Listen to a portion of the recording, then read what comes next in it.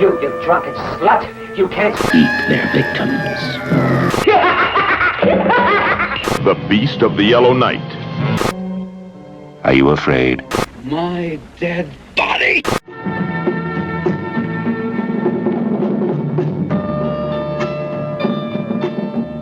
Hi, this is Russell Todd from Chopping Mall, He Knows You're Alone, and Friday the 13th Part 2, and you're listening to The Hysteria Continues. And indeed you are. Welcome back to episode 59.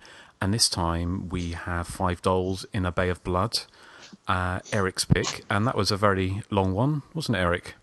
Yeah, I was expecting you to come in over the outro, to be honest. Oh, were you? Well, sorry. Yes. You didn't tell me that. I thought it was going to be... I was quite enjoying the music. Yeah, it was nice sure, loungy music. Yeah, it's very nice loungy music. Something to have a nice cocktail to. So, yes, we're back in Giallo territory with a Mario Bava double bill, so which should be very interesting to see what everyone thinks of that. And as it is your pick, Erik, how are you doing today? I'm okay, but I have to read out a statement from my lawyer. This is in relation to the accusations that I am the, quote, Inga of the podcast. Mm-hmm. And the statement I have to read out is, how can you all just look at me and laugh at me?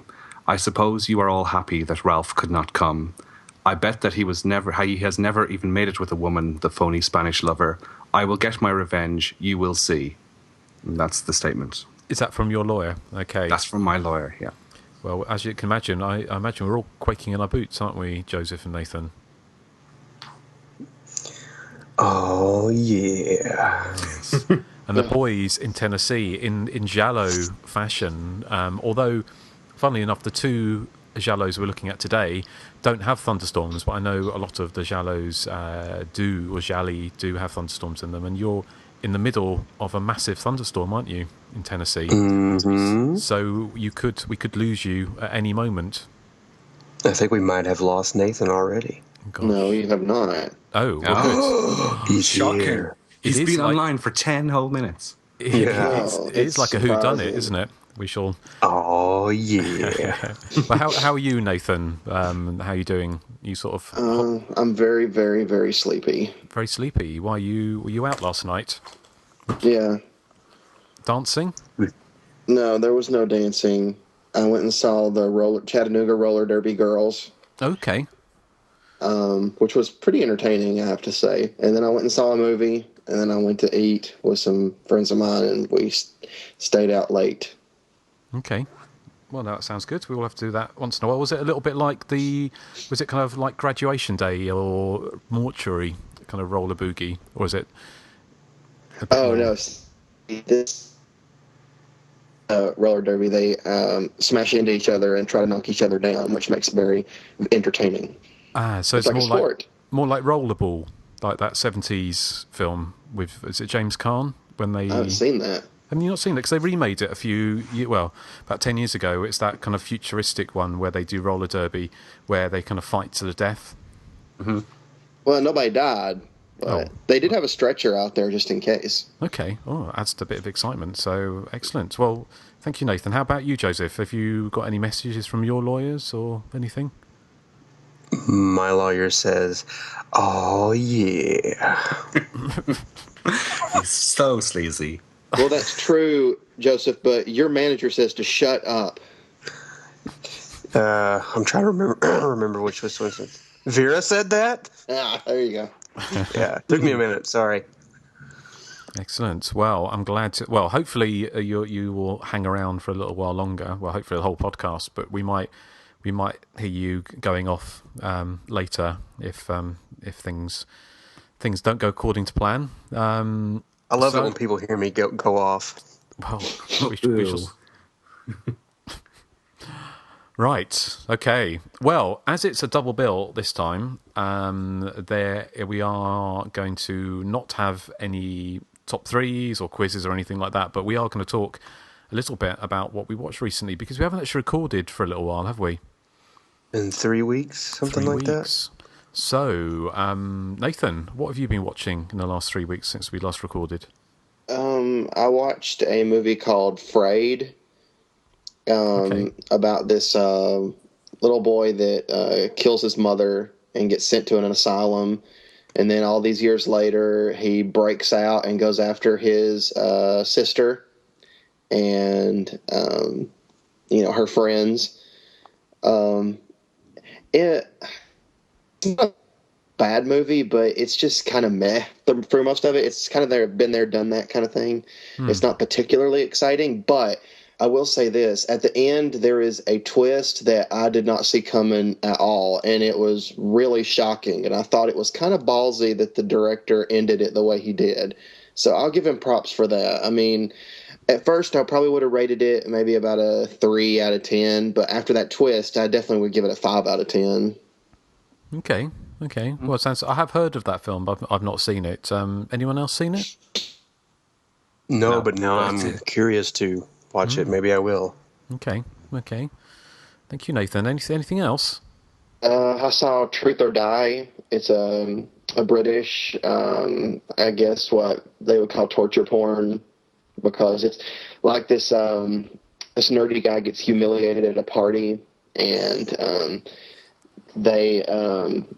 it's like, I don't know, sometime later, the people that were responsible get invited to this, secluded house in the woods or cabin or whatever. And it's the nerdy guy's brother who's like a soldier, and he ties them all up and forces them to play Truth or Dare, and basically like tortures them because, he says that after what happened, his brother hanged himself. And this one also had like a couple of twists that I didn't see coming, but it wasn't worth it, because I have a problem when, I don't have anybody to root for in a movie. And this is one of those movies where there is nobody to root for. I mean, everybody in the film is pretty much despicable. And then to top it all off, and this is just semi-spoilers, I'm not going to give away names, but they let the most despicable person come out on top. And I thought that was ridiculous, because the one character I wanted to see tortured, barely has anything happen to them. I don't think I've heard of that one. I mean, I've heard of Truth or Die, which is different film entirely, isn't it? Well, what Truth or Die are you talking about? No, Truth or Dare I'm thinking of, sorry. That's the Tim Ritter film. Yeah, the Tim Ritter film. Oh, okay. All right. Yeah, this is Truth or Die, yeah. Okay. It's a newer film. Okay. Is Truth or Dare not the Madonna film, no? Well, there's that one as well. There is one called that. Yeah. I've not... Yes. Well, Joseph, have you seen that? No, I have not. And if the characters are as despicable as he says, then I will probably avoid it, because he pretty much agrees with me what constitutes a despicable character. So, not really interested. But I do want to see Frayed. I'm kind of interested in seeing that now. Okay. You should watch it, because I'll be curious to see if you guess the twist at the end. I shall. Okay. Well, anything else, Nathan? The only other thing, and it's not a horror movie, but I have to bring it up, is Wes had me watch that Star Trek movie that came out a couple years ago, and oh my god, it was so boring. I thought I fell asleep. Like, I'm not a Trekkie. Yeah. I'm not into Star Trek whatsoever. Like, I find it very, very boring. But last night we went and saw the new one at the theater, and I'll give it props. I mean, it had a lot of action sequences, so at least this newer one wasn't boring like the first one was. Okay, I can barely remember the first one, but I'm in no great rush to see the sequel or whatever. Not even to see Chris Pine again. No, he looks like a Ken doll, doesn't he? He does. He does. Yes. He's really plastic looking, and he's got like duck lips. And I think he's kind of he's not very attractive, I don't think. What about Benedict Cucumber? Do you like him? Not especially, no. Cumberdick. What's his name? Cumberbatch. He sounds awfully posh. He sounds like he could be one of your friends. Hello, Justin. My name is Benedict Cumberbatch. Oh. I'm not that posh, just because I'm from Surrey. Oh, you are a bit. Do you think I sound posh? How's Prince William, anyway? Sorry? Eric, you're not helping your case. You're adding slander to the lawsuit, so it's going to come back and bite you on your hairy rump. See, if the people listening to this podcast saw half of the taunts that Erik throws out behind the curtain. Now. I don't taunt you. You taunt me. Erik is a behind-the-scenes bully. You taunt me with horrible things about Toya every day, practically. There's something horrible about Toya. There's some truth in that. There is. Thank you, Nathan. There is some truth in that, but only because of the horrible things you send me every day. And I don't send you horrible things every day. Joseph, you'll back me up on this, won't you? You've seen Erik's sneaky ways. I don't. Sorry, Erik, you are a bit of a bully. I'm not. Mm-hmm. Although I admit, I thought Justin was a bit posh too when I first met him. I just pictured you, Justin, like drinking, like, I don't know, a glass of Cristal champagne or something, like amongst the rich and famous in Britain. Yes, no. Well, I don't. I've only been to Buckingham Palace twice. Oh, just the twice, isn't it? Just twice, yeah. I haven't been at all actually, Oh, but no, I'm not that posh. I'm not posh at all. I'm from 2 up, 2 down house in an estate. It was a country estate, but with horses and Mercedes and everything. Yeah. But Erik, I've got a special Toya surprise for you. Anyway. Oh God! Yay! Is it going to make me cry? David Hickey seems to think so. So there you go. Yeah. Okay. Right. Anyway, we'll leave that. We might post a little something on Hysteria Continues Facebook page a little bit later for your delectation. But thank you, Nathan. Erik, as you are the resident bully of the podcast, I'm not the resident bully of the podcast. Maybe you'd like to tell us what you've been watching. Well, I also saw Star Trek Into Darkness, which is the new Star Trek movie, and I probably liked it a lot more than Nathan did, but I think it's wildly overrated. I mean, it's a mediocre Die Hard sequel set in the Star Trek universe, as far as I'm concerned, and I'm kind of baffled. Sorry?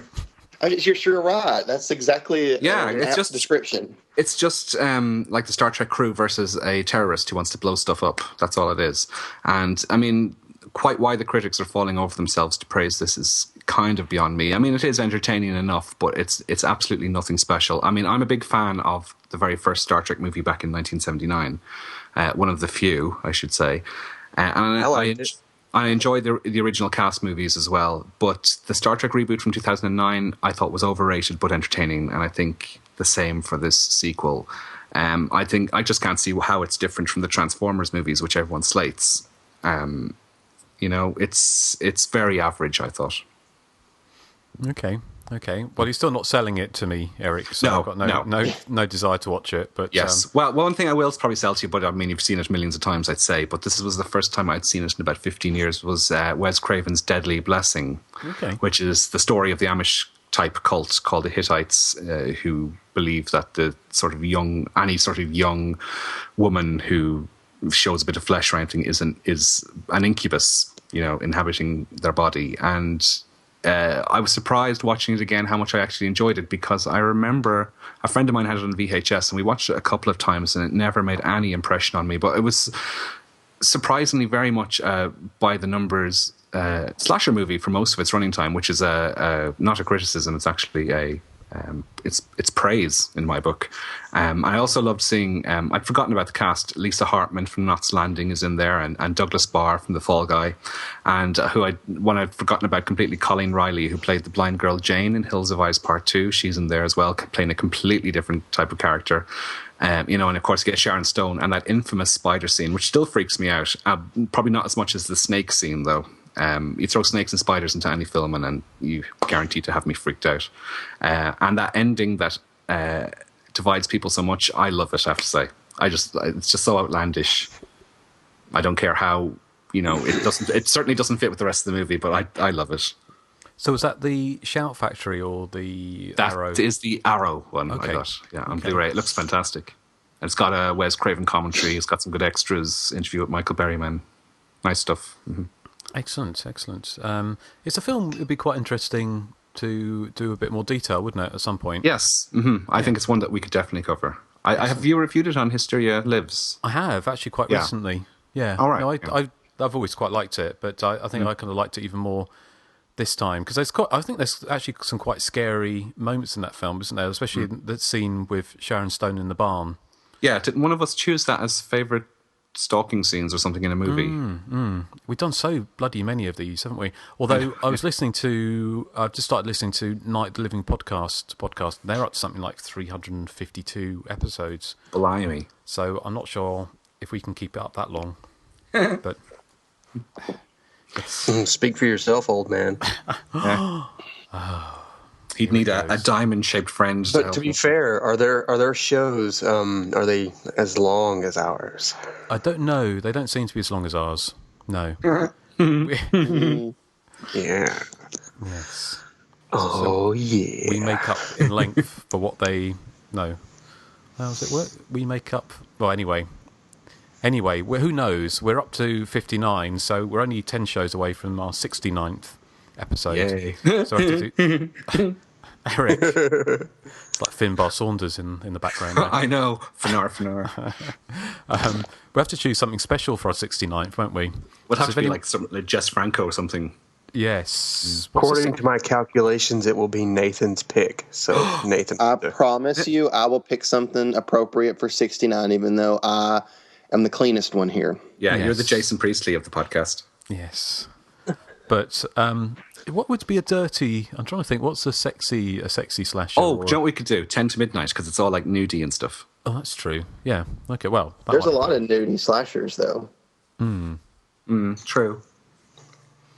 Okay. Well, we'll have a think about that. But, Erik, have you got anything else you want to tell us just about? one more I watched was another Arrow release, Dead End Drive-In, which is a film I'd never seen. It's an Australian movie from 1986 made by Brian Trenchard-Smith, who did Turkey Shoot and Night of the Demons 2. He also did Man from Hong Kong, Leprechaun 3 and 4, which I haven't seen. I don't think I have any desire to either, even though I'm Irish.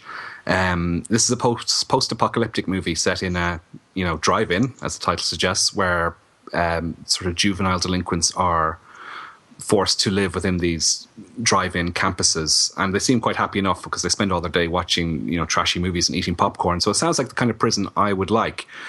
But for me, the film was that's all there is to the plot, and it's a bit threadbare, and it's very difficult to sustain that plot for 90 minutes. I might enjoy it in a second viewing, but for the first viewing, I thought it was a bit dull because it just didn't have anything. Just had no plot to it, basically.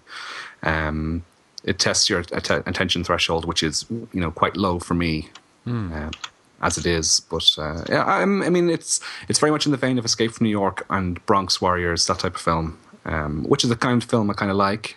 So I think a second viewing might benefit. Okay. Yeah, it's not a film I've seen. How about you, Erik and Joseph and Nathan? Have you seen that film? It's quite an obscure one. It's going to be rescued by Arrow. No, I actually started to watch it at one point, but I never got around to watching it.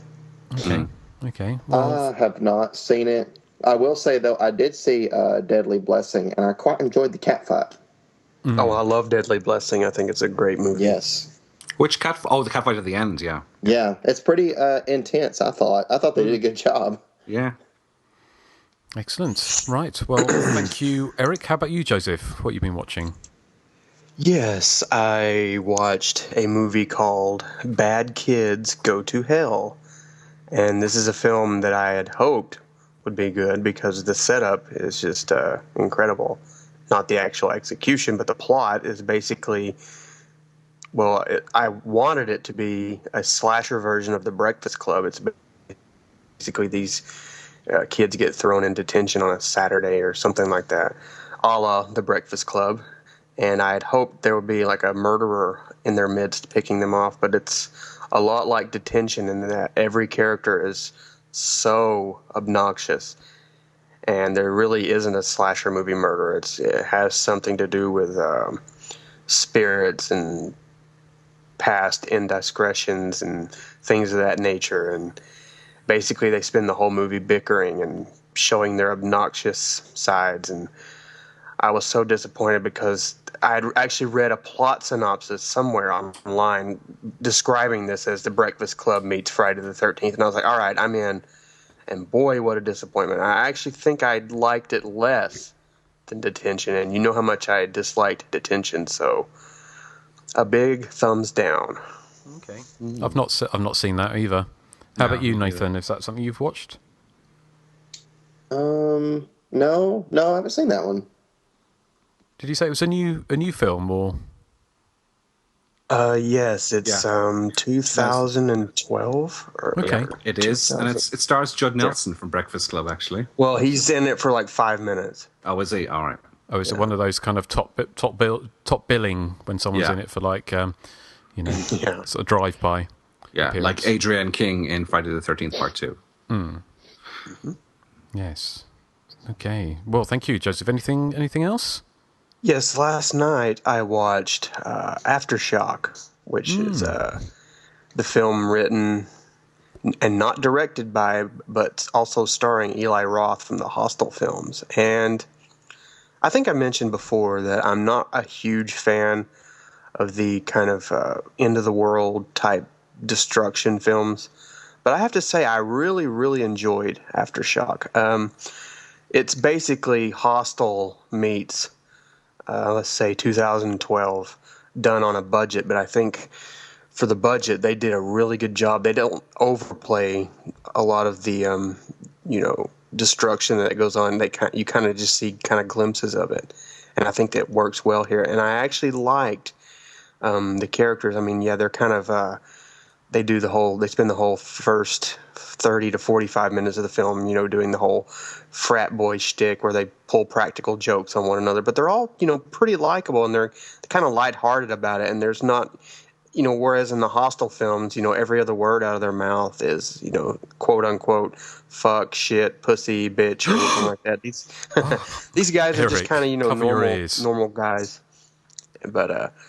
But once the proverbial shit hits the fan, it really takes off. I mean, it never lets up, and it gets really dark. I mean, the first 30 to 45 minutes, there's kind of this kind of buffoonish comedy, but then it just gets deadly serious, and it almost straddles the line of being, I'd say, mean-spirited in places. But the film moves so quickly that it doesn't really linger on any kind of mean-spiritedness for too long, so you don't have enough time to really absorb it. But I will say it's very, very unpredictable in who lives, who dies, who the hero is, who the villain is, et cetera, et cetera.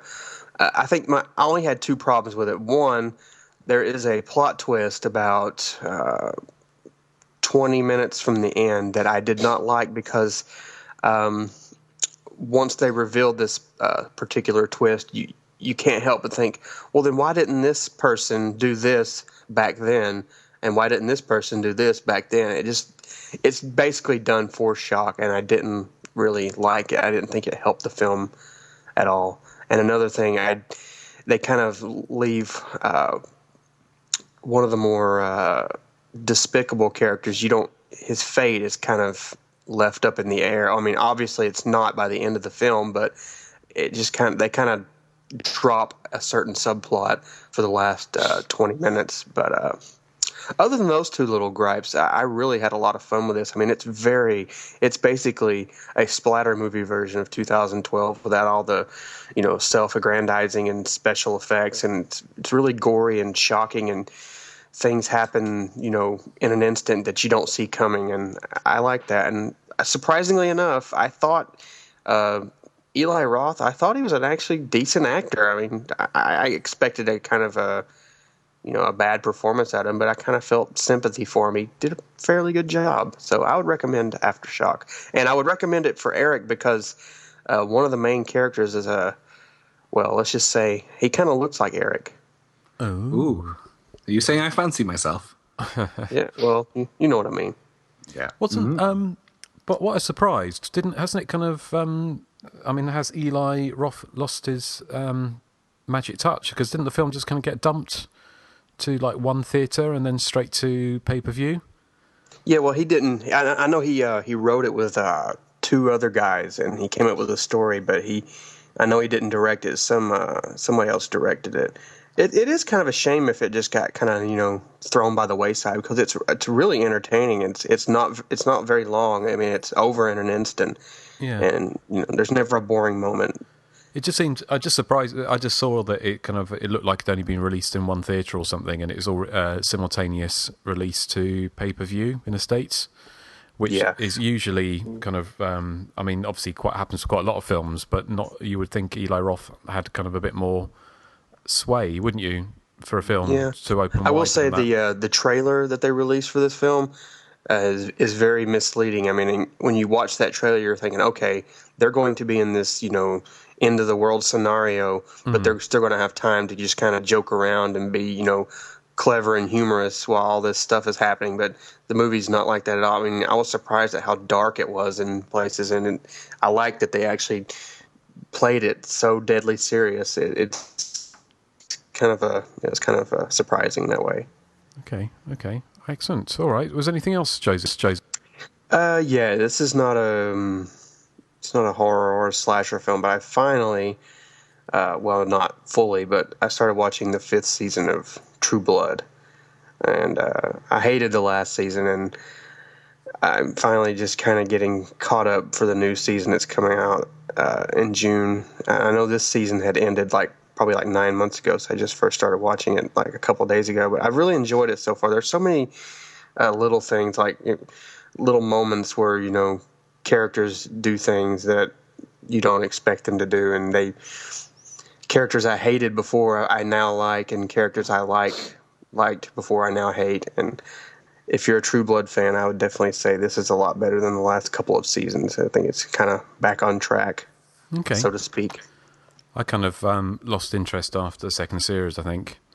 So yeah. I don't think I can bring myself to, watch any more of them, to be honest. Yeah, I basically slogged through season 3 and 4, especially 4, but I really enjoyed this season so far. I'm having a lot of fun with it. Okay, excellent. Anything else? No, I mean, that's probably other things, but nothing really pertinent to our show or anything. Okay, well, thank you.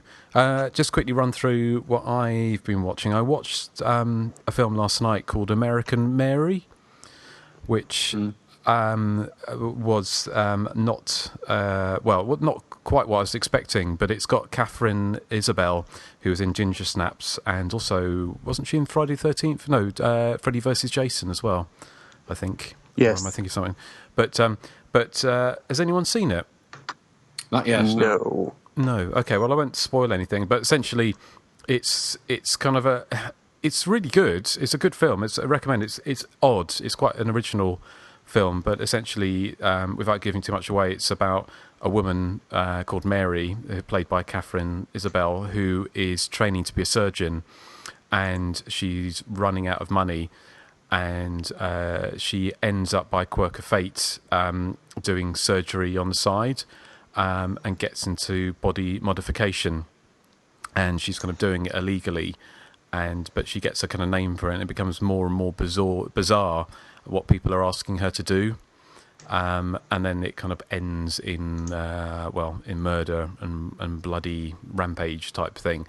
So it's quite an interesting. It kind of reminded me a little bit of David Cronenberg. Probably only so much. A lot of it's there's kind of body horror stuff in there, but it's interesting as well that it's kind of the directors are two women, two sisters, Jen Soska and Sylvia Soska, who play these kind of really creepy German twins in the film who want this kind of really extreme body modification, and ask her to swap some of their limbs over and things like that.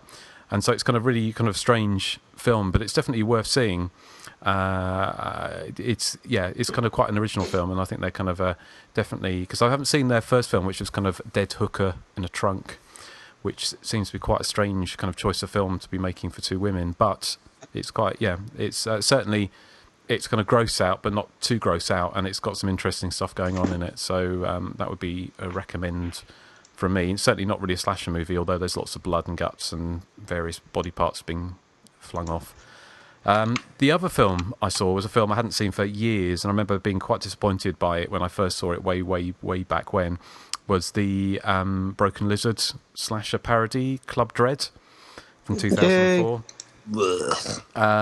And I actually enjoyed it a lot more this time, partly because I think I knew what I was in for. I still don't really think that the film's as funny as it thinks it is. I'm not that familiar with Broken Lizard's other stuff. I haven't seen Super Troopers or anything like that. But I quite enjoy, for a slasher parody. I thought it's not certainly wasn't going to win any awards, but I did quite enjoy it. I enjoy it a lot more this time. I thought it was it kind of moved at a fair clip, and I found it a bit funnier this time as well. But you guys, I sense a splitting of opinion. Yeah, I love Club Dread, actually. I hated it with a passion. It was one of the worst films I've ever seen. When did you see it? When did you last see it? Yeah, it was when it came out on DVD over here, which would have been about 2002, was it? No, 2004. 2004, yeah. Yeah. It's probably worth watching it again, Eric, because maybe maybe it needs a second viewing. Because what I like about that movie, as opposed to, say, Scary Movie, which I do like the first Scary Movie, but let's face it, it's basically nothing but dick and fart jokes for 90 minutes. But what I like about Club Dread more so than Scary Movie is that I like that the jokes are kind of more subtle. Like I love the campfire story where he's like, and from that moment out, Phil Coletti was forever known as Machete Phil. I still don't get that joke. Yeah, I tumbled. Well, his name is Machete. His last name is Coletti, and it rhymes with machete. Oh, right. Instead of saying Machete Coletti, he says Machete Phil. Okay, it's not selling it to me, I'm afraid. It's just quote. I think one of the best scenes in that film is when the girl tries to make a getaway in a golf cart, and it just shows the killer walking beside her. Because that was funny. That was funny. Don't go that fast. I think that was kind of they took that from Blood Tracks, didn't they, with the snowmobile. With the model trying to get away on a snowmobile. And possibly the only time somebody stole something from Blood Tracks. Yes, very probably. But also, what I did like is the fact that I hate scary movies with a passion. I remember, that was my worst ever cinema experience was watching Scary Movie. Partly because they're just so silly. I mean, I like Aeroplane and films like that, but I just don't get on with those movies. Not that I've watched any past the first one. But Club Dread, I did quite like the fact that they don't exactly play the killer stuff straight, but they do have, when there's chase scenes going on, they're not throwing in jokes too much throughout it, and they play it almost a bit straight. It's kind of like I Still Know What You Did Last Summer, with jokes thrown in. It's set on an island. I like the scene where they're in the Pac-Man maze. And the killer gets into the pineapple costume. Yeah, and kills somebody in there. I like that scene. Yeah, it was kind of, and also it's quite gory as well, isn't it? There's quite a lot of blood and guts and stuff flying about in it. So I just don't think. It's not as funny. I just don't think the Broken Lizard were as funny as they thought they are. But maybe it's just not my sense of humour. But anyway, that was my return to Club Dread finally, because it was on pay-per-view. So I just going to watch that the other night. So, well, that's what I've been watching, and so that was set on an island, and also one of our films coming up was also set on an island, so I wonder if they were ripping off Maria Bava. Probably not. But shall we get on to the first of our double bill? Erik. Okay, well, this plot synopsis for God, I can't get this right. $5 for an August moon. George Stark is a wealthy industrialist who invites 5 business friends of his to his remote island for the weekend. Amongst the guests are Professor Jerry Farrell, who has invented a new type of industrial resin. George and his 2 business companions try to prize the formula away from Jerry in exchange for obscene amounts of money, but they are met with stubborn resistance. The men have their spouses in tow, and soon they get involved in the scheming also. However, soon the houseboy turns up dead, the yacht to take them back to the mainland is missing, and one by one, people start getting murdered. The bodies stored in a walk-in freezer wrapped in plastic. When the film starts, it starts in the manner very much of the aforementioned Jess Franco, I found. It's got cheesy Hammond organ music, and it's got an abundant use of the zoom lens as it zips in and out of a scene where Edwige Fenech is dancing to a cheesy, jazzy, loungy song. And then there's this faux scare as Edwige is theatrically sacrificed by the character of George as all part of a parlour game. And it seems kind of plotless in the way that Jess Franco was sort of renowned for very much being all about mood and less about plot. But so it's about the 10-minute mark where the plot proper starts, and we get into all the double crossing and the literal backstabbing, as virtually every character is given a motive to be the murderer.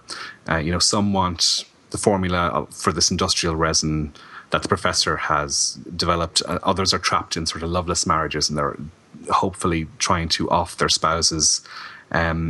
So I'm intrigued to know what everyone else thinks about this film, because it divides people, I know, and it's been accused in many places of being quite boring, which I think, is quite valid and a valid argument. It has a sparse running time of 81 minutes, but even then it can struggle to hold your attention. The murders are all generally off screen, and the film lacks the excitement and the sort of the thrills you'd expect of a giallo or a slasher movie. And yet there's something about the film that I really quite like. I mean, I love the island setting. I love this kitsch 70s decor-clad beach house that the film is set in. It's got the most sort of cheesy, loungy 60s kitsch you could imagine. It's got revolving beds, and it's got spiral staircases and sort of panda print couches. It's just glorious to look at. And I said it earlier, it feels kind of like a Jess Franco movie, but what differentiated, I think, is that it's quite heavy on plot, and I think that's one of the problems. Is its plot. It's too heavy. It's a bit convoluted at times. Certainly, as the film drags on, it can be quite difficult to keep track of who's who. And there are some deliriously silly plot twists in the film, none more so than sort of towards the end of the film, where the remaining characters are all drugged, and the killer, singular, hides the bodies, the sleeping bodies of people who've survived to avoid them being detected by the visiting Coast Guard. It's all incredibly Scooby-Doo, and especially the very final twist in the film is so ludicrous that I can't help but you can't help but be entertained by it, surely, regardless of what you thought about the previous 80 minutes or so. Another ace up the sleeve is Edwige Fenech, who in this film, of course, as it's the norm for her, she gets her kit off, if that's your cup of tea. For me, what was more interesting was that I think her makeup, she was taking makeup tips off Divine, because she's got those huge big arched eyebrows, and she's used about 14 tons of mascara as well. And I think if you put her side by side with Divine, apart from the sort of body shape, I think you'd be hard-pressed to tell the difference. It's by no means Bava's best film, absolutely not. I think it's one of his worst, to be honest, which is the general consensus. But I think that a below-par Bava movie is still pretty decent. I mean, it does feel like he's sleepwalking through this, and his trademark stylish set pieces are a bit missing in action, apart from in a few certain scenes. And there's some glaring technical errors. There's one scene, I don't know if you guys noticed it, where the shot of the beach house on top of the cliff is a matte painting, which are painted on glass. And there's a scene where you can see the reflection of an actress standing behind the camera, waiting to take her cue to come on in front of the camera. You can see her reflection in the glass. And it's just so untypical of Bava, who was such a technical... he was so technically... what's the word I'm looking for? Anal, if you don't mind me using that term. There's a better word to use, but I just can't think of it. He's a stickler for detail. That's probably better, yeah. I shouldn't be using the word anal, especially when Justin's around. Erik, that clip's going to end up in isolation at the end of the show, don't you? I know. Well, God knows that, yeah. You would take everything out of context and stick it at the end of every episode. It makes me sound like I'm a pervert.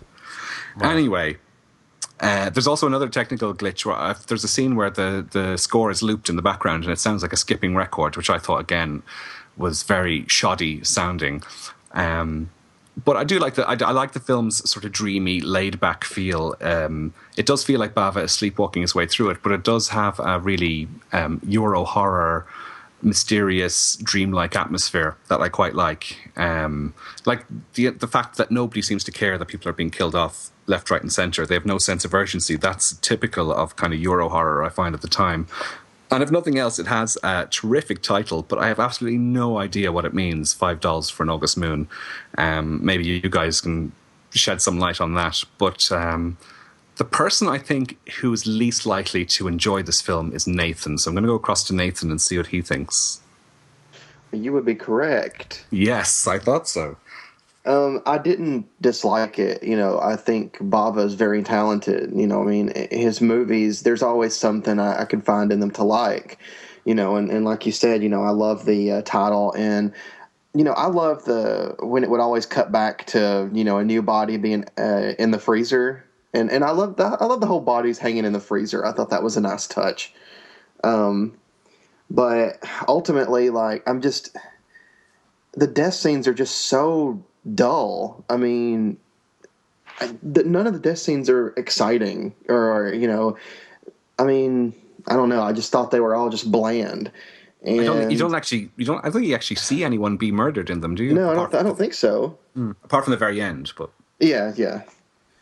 And like you said, I mean, the plot twists got so ridiculous that after the movie was over, I had to go back and rewatch, the last 30 minutes just so I could make sure I was understanding exactly what was going on, because especially the final one, I mean, it was, like you said, so ludicrous. I was like, no, that can't be it.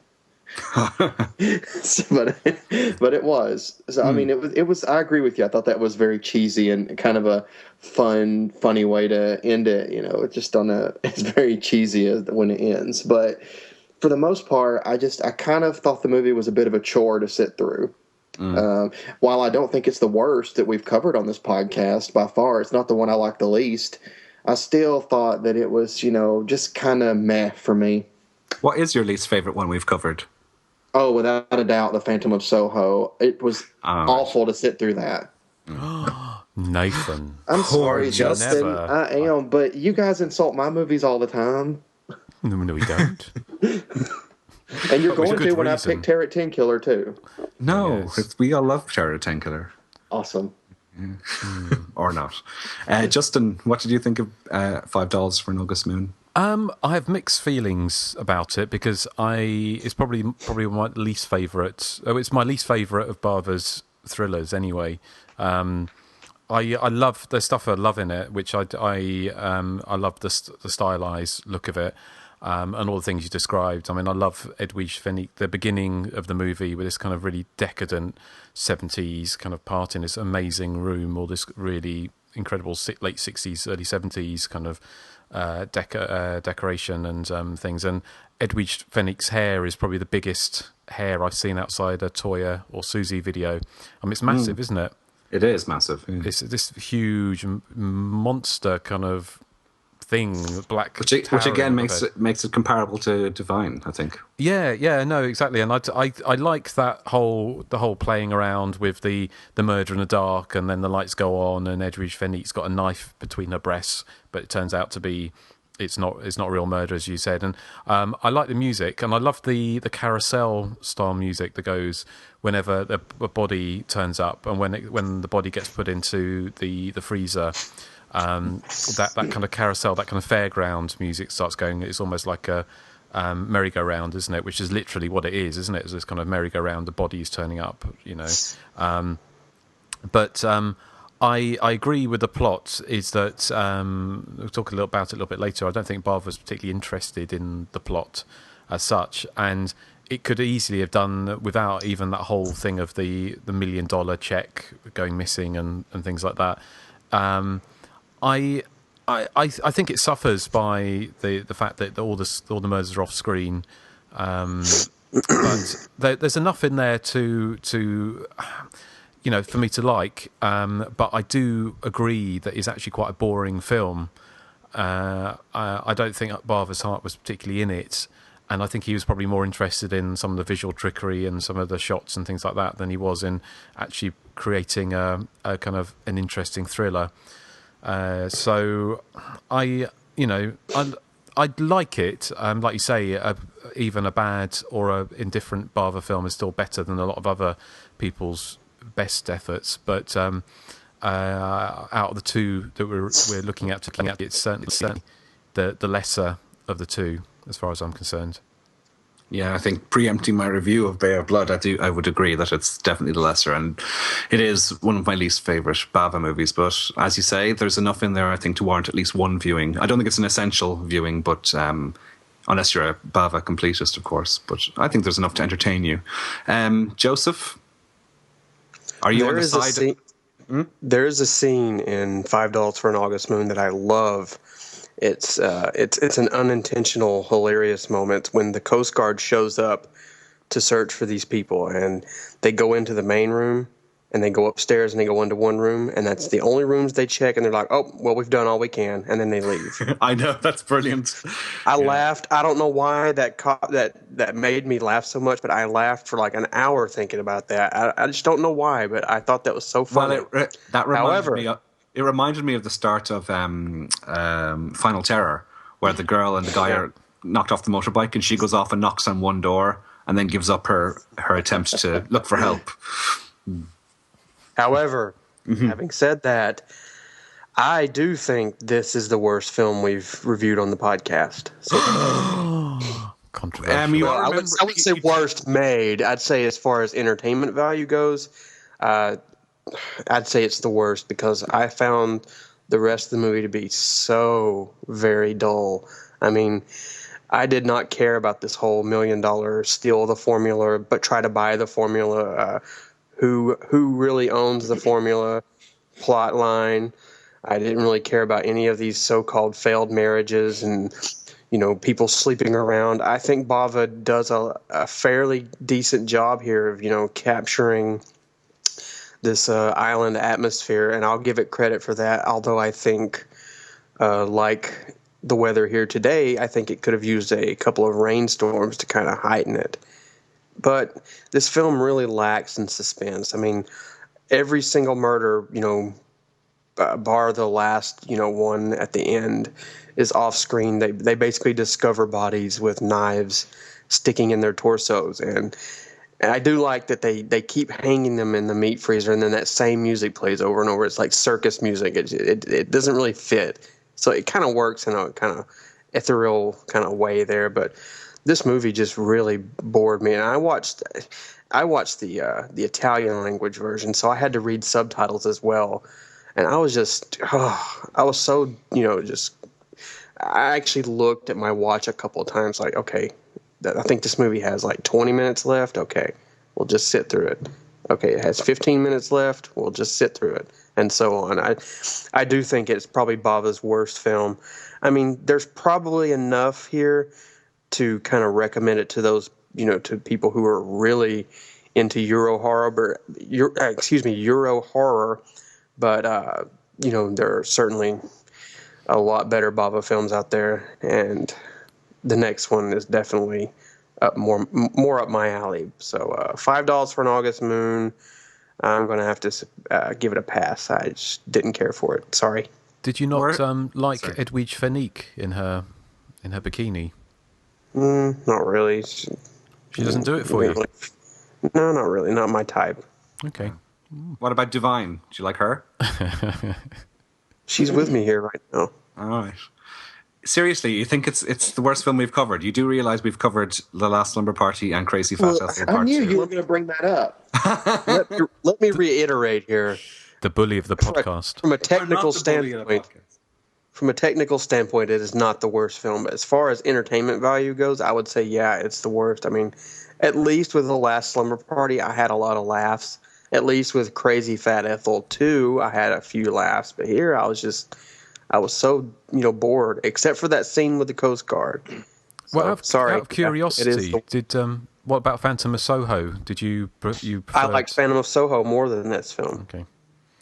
And I didn't really care for Phantom of Soho that much. So, sorry, Eric. Oh, dear. Well, I think, Eric, you kind of knew, didn't you, when you picked this? It wasn't... Or did you not remember it? I did know. I wanted a companion piece, really, for Bay of Blood, so I chose $5 for an August Moon. I think it's an interesting curiosity. I do agree it is a kind of a boring film. Yeah. I thought you were going to get revenge on me for some of my picks. I kind of thought that's why you picked it, because you knew I probably wouldn't like it that much. That's harsh. I mean, I think it's a well, as Joseph says, it's a well-made film. It's just as a thriller, it's spectacularly unthrilling. But I do love the 70s look of it and the island feel and the big hair, the ridiculous mascara. It's plenty to enjoy. I'd love the one scene I do love is the which I think is the one that inspired a similar scene in Suspiria, which is the glass balls rolling down the stairs, and then rolling over That was a good scene. I'll give you that. That was a very atmospheric shot. Yeah, and then the balls kind of roll across the floor, don't they, into a sunken bath where someone with a suicide victim is in there.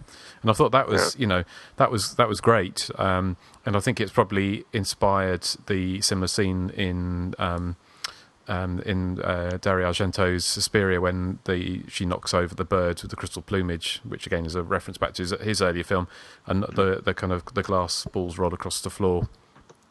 So, and I think there is one effective scare in the film towards the end where Isabella's her name is reaching down to pick up the microfilm, and just as it's a typical slasher movie scare. Just as she's about to pick it up, the hand of a person she presumes to be dead grabs her, which I thought was an effective scare scene. No. Yeah, no, I mean, it's just one of those, it's like with any film, isn't it? Once it kind of loses your interest, but you kind of disengage with it, it's almost like an anti-thriller, isn't it? In so much it's not set out to be thrilling. In fact, it kind of, the biggest irony I kind of guess is the two films we're talking about is, when we get onto Bay of Blood, we're not talking about it now, but is how visceral Bay of Blood is, as opposed to this film. And of course, when you look back at something like Mario Bava's Blood and Black Lace, which was made 7 years earlier, I think, or sort of 6 or 7 years earlier, that was relatively graphic for its day, wasn't it? And certainly a film like Black Sunday, where you have that mask of Satan being hammered into Barbara Steele's face, that he wasn't afraid to show violence in films, but curiously, he just doesn't do it in this one. And whether or not it was just he didn't have time or whatever, I don't know, because it was a very rushed production. I'm wondering as well if the kind of reaction to $5 for an August Moon prompted him to go kind of overboard, I suppose, with Bay of Blood in terms of the violence. Well, he made Hatchet for a Honeymoon, which he made, I think, just after this, or around the same time, wasn't it? Around the same time, yeah. I think Hatchet for a Honeymoon is about 1969. This one's about 1970, I think, but they could have been filmed quite close together. Well, this was filmed in October of '69. So, but you're probably right. And maybe Hatchet Honeymoon may have come before this. But yeah, this was filmed, from what I can tell. But that's always the way, isn't it, with films? And this is why we've come a little bit unstuck sometimes with the way that I used to put stuff on Hysteria Lives. When because sometimes films, especially slasher films, would sit on the shelves for so long that when they came out, they were completely unrepresentative of the years that they were supposed to be released. And sometimes that's why I attributed them to the year they were produced, because obviously, and that's with any film, isn't it? For any film you see today at the cinema, it usually would have been filmed 6 to 9 to 12 months before you actually see it. So if it's a contemporary film, because showing contemporary culture, in fact, what you're actually watching is something made showing the contemporary culture of 6 or 12 months ago. And it's the same with this. This is kind of a late 60s rather than a 70s. But, but yes. But, yeah. Did you want to talk have you got any background? I have a tiny bit of background. But first of all, I just want to ask you guys, what's the point of a revolving bed? I mean, I don't see why you'd want a bed that revolves unless you get your kicks from having motion sickness or... Well, he had a revolving bed, didn't he, in Danger Diabolique, Mario Bava. Yeah, when, it's a very 60s thing, revolving bed. I just don't understand what the purpose of one is, unless it is to revolve the bed around so you can get a better view of your television if you have one in your room. But if you keep on going, you're going to have to keep on swiveling. I think it's just a novelty, wasn't it? But another question I have for you is, this island was supposed to be isolated. Who was that girl that keeps on just turning up, the one at the very end? Isabel. Yeah, I mean, she talks about her parents being... it's unexplained, isn't it, really, what her connection is to the other members of the... And why she's on this island. It's supposedly only got one house. Yeah. But yeah. I don't know. Yeah. Okay. So what background... I just want to know, do any of you guys know why it's called $5 for an August moon? The only the explanation I've seen is that there are 5 women in it, and they're meant to be, they're potentially the dolls, and it's supposed to be set in August. Okay. But... Okay, well, the only background I have for it, and I'm relying on you, Justin, to fill in the gaps here, is it was shot in 19 days. Yes. In issue 43 of Fangoria, Tim Lucas did a profile of Mario Bava, and he says that about $5 for an August moon. He says, by his own admission, the worst film he ever made. They gave me a check on Saturday, and shooting commenced on Monday. The script was a pathetic version of 10 Little Indians. The only personal touch I allowed myself was to reveal the hero as the murderer, thereby sentencing him to a lifetime of hard labour. I had to avenge myself somehow. So, Bava, obviously, his heart wasn't in it. It was a for-hire job that he did, fairly quickly, and, he had no pre-production time at all. And the only other thing I have, really, is that William Berger, who plays the professor, or the scientist in the film, he was also in one of a film we previously covered, Absurd. He was the guy who I said looked like Don Music from Sesame Street. He's also the father of Casimir Berger and Katja Berger, who played the kids in Absurd as well. So there's our, I suppose, tenuous link to a previous episode. Justin, you've got access to some Mario Bava trivia that I couldn't find. I've got the Troy Howarth book. I think it's Howarth. I don't know how you pronounce his last name, on Mario Bava, but I couldn't afford the Tim Lucas book, which I think is... No, neither could I. Was that $200 or something?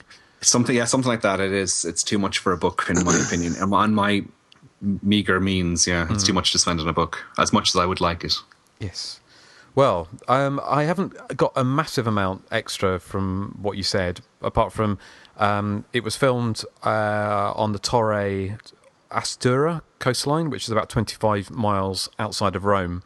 And it was shot in October of 1969, as you said, on a 19-day schedule.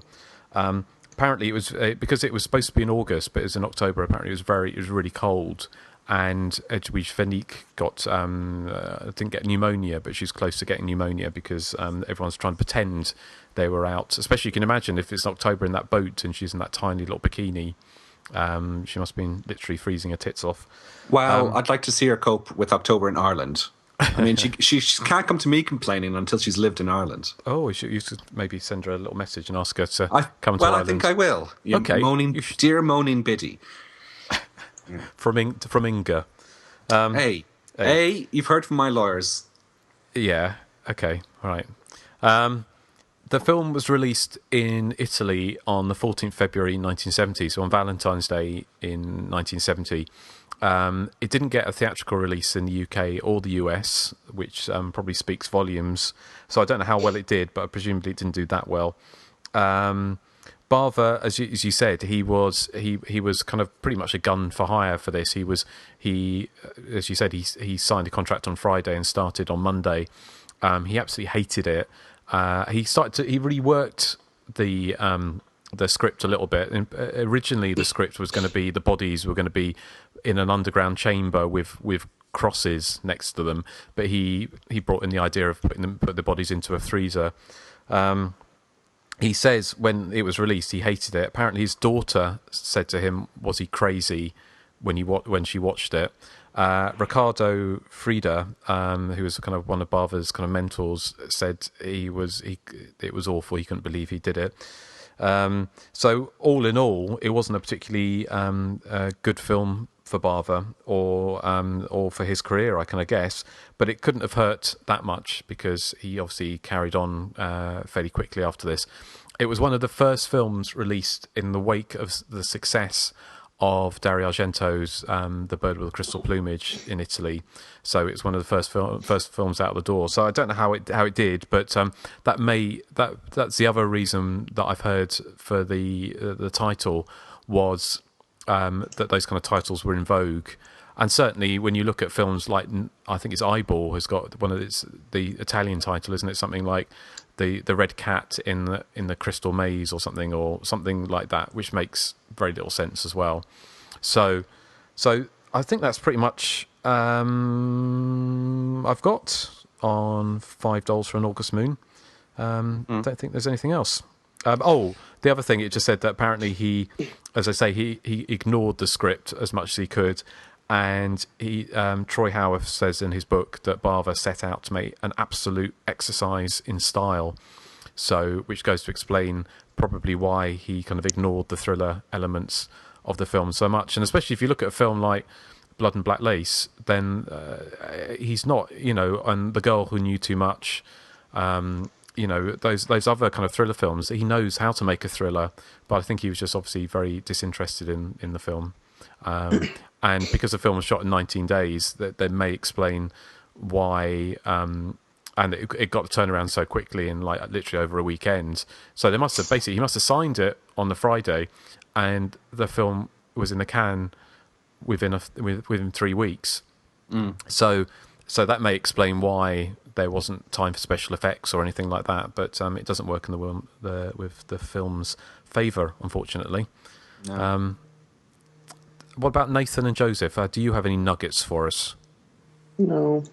Well, as I've been disconnected a few moments ago, I don't know if I'm repeating myself, but did you speak about the composer? No.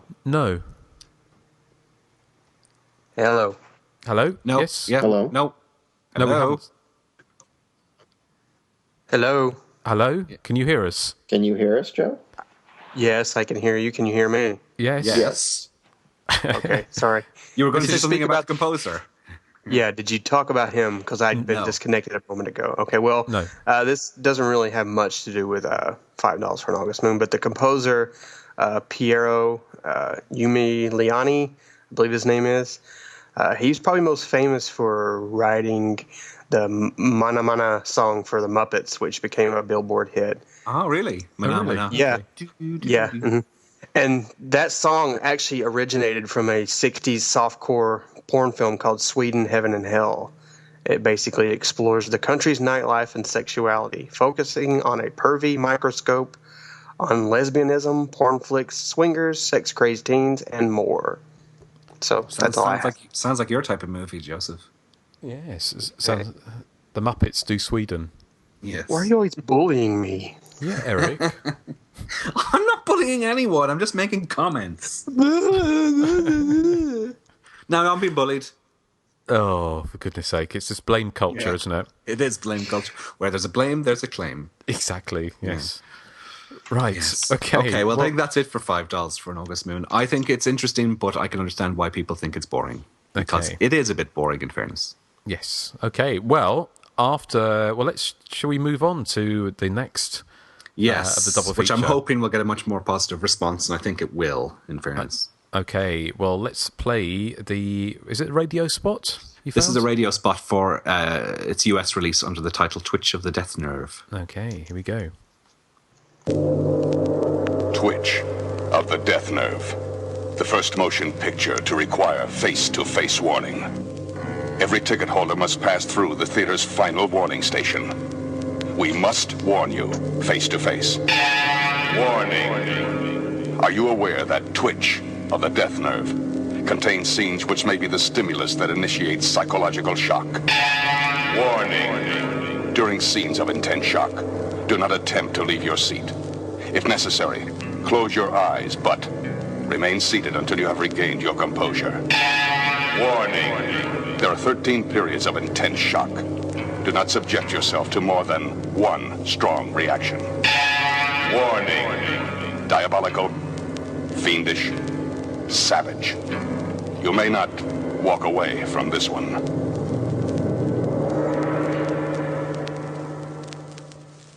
Okay, that's the a US trailer, radio trailer actually, for Bay of Blood under its alternate title of Twitch of the Death Nerve.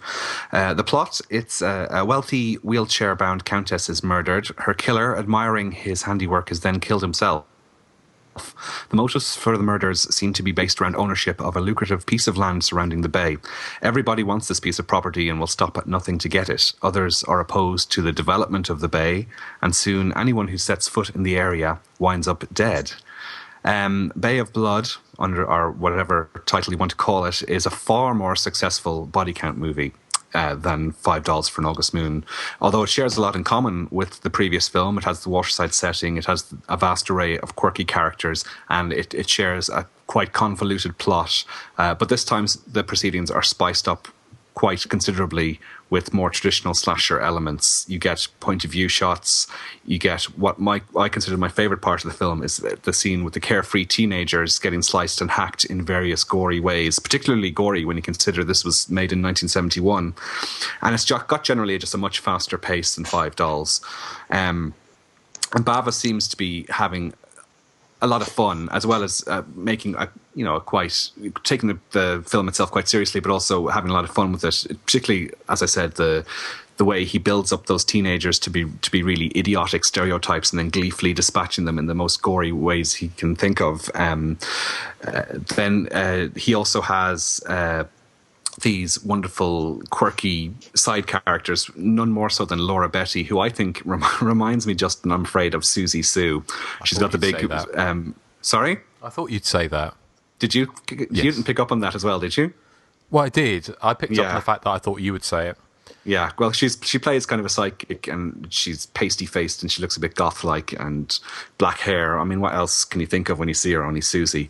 But she ends up getting decapitated about 3/4 of the way into the film, and the scene cuts from her head falling to the ground to a shot of a sort of a ceramic cherub's head getting smashed on the floor by mistake by the two kids in the film who close the film in quite a witty way, and stuff like that makes you think, okay, Bava is obviously treating this as kind of a popcorn horror flick, which is not something you could apply to his previous works, but in this one it seems to have kind of, although it has quite graphic and gory and violent scenes, he seems to be treating it as a kind of fun movie. And I suppose that's what when people say this sort of prefigures or influenced the later slasher boom of the early 80s in the States, that's probably the aspect that is most prominent in this. Apart from the murder sequences, which again were a couple of them were taken frame for frame for Friday the 13th Part 2. Particularly there's a scene where two lovers are in bed and they get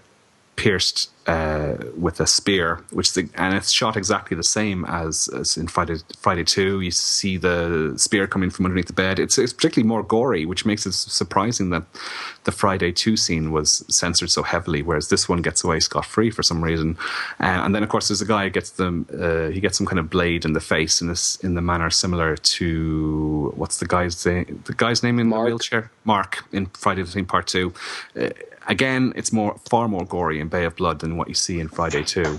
And it's 10 years previous. It just shows how strict censorship was, I suppose, in the 80s at the time. I love the other thing I love about it, I think is really fun, is those teenagers and their beach buggy, which I think really dates the movie more than any hairstyles can. The beach buggy is just something you just don't see anymore. I don't know. It's very much an American thing. I don't know if you have beach buggies over there anymore. Do you guys? No, we do not. No, yeah, I think they went out of date, a few months after they were first introduced, and it's surprising, actually, for this film that we're always complaining about slasher films having unlikable characters, and there really is no likable characters in Bay of Blood, and yet it still is incredibly entertaining and incredibly well made, and it's a film I love. I suppose they're unlikable, but they're not obnoxious, if that makes any sense. Maybe that's where the film works, I suppose. And if it does have a failing, I suppose the last 20 minutes can get a bit convoluted. I remember watching this for the first time and just completely losing track of who was who and who was the murderer and who wasn't the murderer and who murdered who. But that's a minor quibble. I think it's a film that you need to pay attention to keep track of the plot. But once you do that, I think it's a very rewarding watch. It's like $5 for an August Moon, done in the style of Friday the 13th. And I think it merges the two quite well. And this is actually the sixth of the official video nasties that we've covered. Justin, can you name the other 5 we've covered? Absurd. That's one. You're stuck. I'm stuck. Will I help you? Have we done Anthropophagus? No, not yet. The Slayer is one. The Slayer. The Slayer is another one, yeah. And Superstition? Was it a video nasty? No. Body Count was another. No, that wasn't a video nasty. Will I fill in the blanks for you? No. Go on then. Okay. Bloody Moon. Yeah, there's Bloody Moon. Bloody Moon, yeah, of course. Yeah. Starring Inga. Don't Go in the Woods Alone and Terrorize were the other ones we've done. Yes. So we're slowly getting... There's actually a few more slasher movies on the list that I'm sure we'll cover at some stage. But anyway, Joseph, Bay of Blood, was it a more successful view for you than $5 for an August Moon? Oh, yeah. No, I love A Bay of Blood. This is Bava at his, on the top of his game. I mean, like you said, this is a blueprint for the Friday the 13th films, especially Friday the 13th Part 2.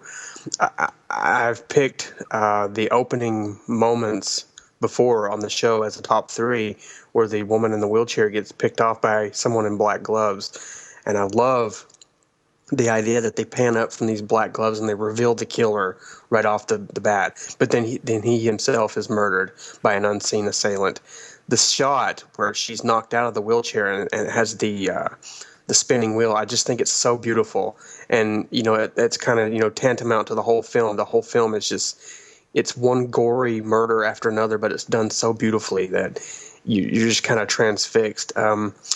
It is a lot like $5 for an August Moon in that it's kind of plot heavy, but whereas in that film I didn't care, this one I think it kind of I was kind of interested in in it because getting into spoiler territories here, I think pretty much everyone in the film turns out to be a killer of some sort, so it kind of ties in with the whole who wants the land plot and all that things like that. So I found it a little more interesting here. I do, like you said, I do love the murder sequences. I think for the time frame they are absurdly graphic, and I'm curious to wonder how Bava got away with a lot of what he had done here. I mean, I know censorship in Italy might not have been as stringent as as it was in America in the 80s, but. Yeah, I guess what I'm saying is, he does get away with a lot here. It's very graphic. One scene I do like, I know we've discussed that, is I do love the ending with the kids because it kind of, it's kind of darkly comical in an ironic way. I mean, even these kids are kind of despicable, but at the same time, they think, these adults who've been, murdering everyone, they basically, the impression I got is they've been watching kind of in the background this all happen. So, they think everyone's just playing this big game. So they're like, okay, let's pull the trigger. And, they killed these last people standing and, they treat it as a joke. I think that's kind of a comical way to end the film. But, Bay of Blood is definitely much better than $5 for an August Moon. It's probably my favorite Bava film, although I kind of go back and forth with it and Hatchet for the Honeymoon. I really do love that film as well. But, a big, for Bay of Blood. Well, I would agree. I think it probably is it's one of my favorite Bava films. I would flick between this and maybe Lisa and the Devil, which was the very first Bava film I saw. And even though it can be a bit of a slog for some people, I find it quite a fantastic film, to be honest. Another thing I meant to mention was, and this was only pointed out on the Tim Lucas commentary, I didn't spot it myself when I was watching it for the first time this week, was there's a scene after the 4 teenagers are killed where the camera zooms in on the close-up of the beach buggy that I was so in love with, and the headlights and the grille of the beach buggy seem to be forming a smiling face, which Tim Lucas points out as being another wink that this is a fun popcorn movie and shouldn't be taken seriously. But it seems so obvious in retrospect watching it, but it's something I didn't pick up on in the first viewing. I don't know if any of you guys noticed that. No, I didn't notice that. That was interesting. Yeah, because the grill is kind of it's curved, so it looks like a smile. So it's really Nathan, I'm hoping you enjoyed Bay of Blood a lot more than $5. Unfortunately, I hated Bay of Blood. I'm just kidding. I imagine you'd be very shocked if I disliked this movie. I mean, what's there to hate? I would have been. I was expecting you to hate Five Dolls, but I was expecting you to love Bay of Blood. I do. I love Bay of Blood because, I mean, unlike $5 for an August Moon, in Bay of Blood, there's never a dull moment. I mean, there is always something going on that is very entertaining. I mean, you know, like you've already said, like, I thought the opening scene was fantastic. And, you know, my favorite scene, I agree with Eric, my favorite scene is the teenagers. I mean, if there is likable characters in this movie, the teenagers, because they're just there to have fun. And, you know, what do they get for that? I do love the chase scene with, man, I'm awful with characters' names. The girl teen that's trying to get back to the house. Hilda. Brunhilde. Yes, Hilda. Yes, I love Brunhilde. She's probably one of my favorite characters in this movie. But I loved watching her run and like the killer behind her with that curved blade and just kind of puts it around her throat and like, you know, I mean, I thought that was a really, really, really good chase scene. I loved it. And like Joseph said, the ending is fantastic. I always thought the ending was kind of a dark comedy moment because it's kind of ironic. You know, I felt the kids were pretty much mimicking what they saw. So, you know, to them, it's just, you know, oh, we'll just have fun, just like our parents are. Even more ironic that it's their parents that they kill. But yeah, I mean, Bay of Blood is fantastic. You know, I particularly love the title, Twitch of the Death Nerve. And I mean, to me, this is just a great showcase for how inventive you can be with death scenes. Like, there's just so many, like, you know, death scenes. You got your decapitations, you know, throat slitting. You know, particularly my favorite was when the guy teen opens the door just to take a blade to the face. And it happens so fast. That guy had the most fantastic haircut. I wondered if you'd like his hair. Yeah, I did. Yeah. One thing I forgot to mention is that the teens who drive around on the beach in the beach buggy, it reminds me of the old cartoon Speed Buggy with the talking car. It was kind of the Scooby-Doo spinoff where the car, rather than having a talking dog, they had a talking beach buggy, and they went around solving mysteries. Are you sure you're not confusing that with Knight Rider? No, I'm not confusing that with Knight Rider. I've not heard of that. No, I've not heard of Speed Buggy either, I'm afraid. Yeah, Speed Buggy, these teens, they were on a Scooby-Doo episode, and then they got their own spin-off. And basically, it is Scooby-Doo. They're in a beach buggy that talks, and they go around solving mysteries. It's from the 70s. It's Hanna-Barbera. Oh, right. And that reminded me a lot in Bay of Blood when they show up in that thing. I was like, hey, it's the Speed Buggy team. Scooby-Doo doesn't get an axe to the face or anything, does he? No, he should. No, he shouldn't. I love Scooby-Doo. He should never die. Yeah, Scrappy. Scrappy kind of got on my nerves, but I love Scooby-Doo. Put him up. Ooh. Yeah. Justin, Bay of Blood. It got a great review on Hysteria Lives, but that's about 10 years ago, I'm guessing. So what do you think now? I love Bay of Blood. I think it's although, you know, compared to $5 for an August Moon, it's a completely different movie. Although it shares a lot of similarities, at least in theme and in other bits and pieces. But it is a lot of fun. It's quirky. It's basically a black comedy, isn't it? The whole thing is kind of played for laughs because a lot of Mario Bava's films are very cynical, aren't they? They have a kind of cynical worldview. You know, films like Blood and Black Lace as well. There's a kind of cynicism in them, but a playfulness as well, and that no more so is that obvious than a film like Bay of Blood. I mean, I coming back to everyone's favourite scenes with the four teenagers, even though Brunhilde, who I think it was fabulous, which is I think it's a German actress called Brigitte Skay, and she was actually 31 when they made this. So in tradition, which would be set, so not only were they setting the tradition for slashers to come with the goriness, but also of having 30-year-olds playing teenagers as well, which I thought was fantastic.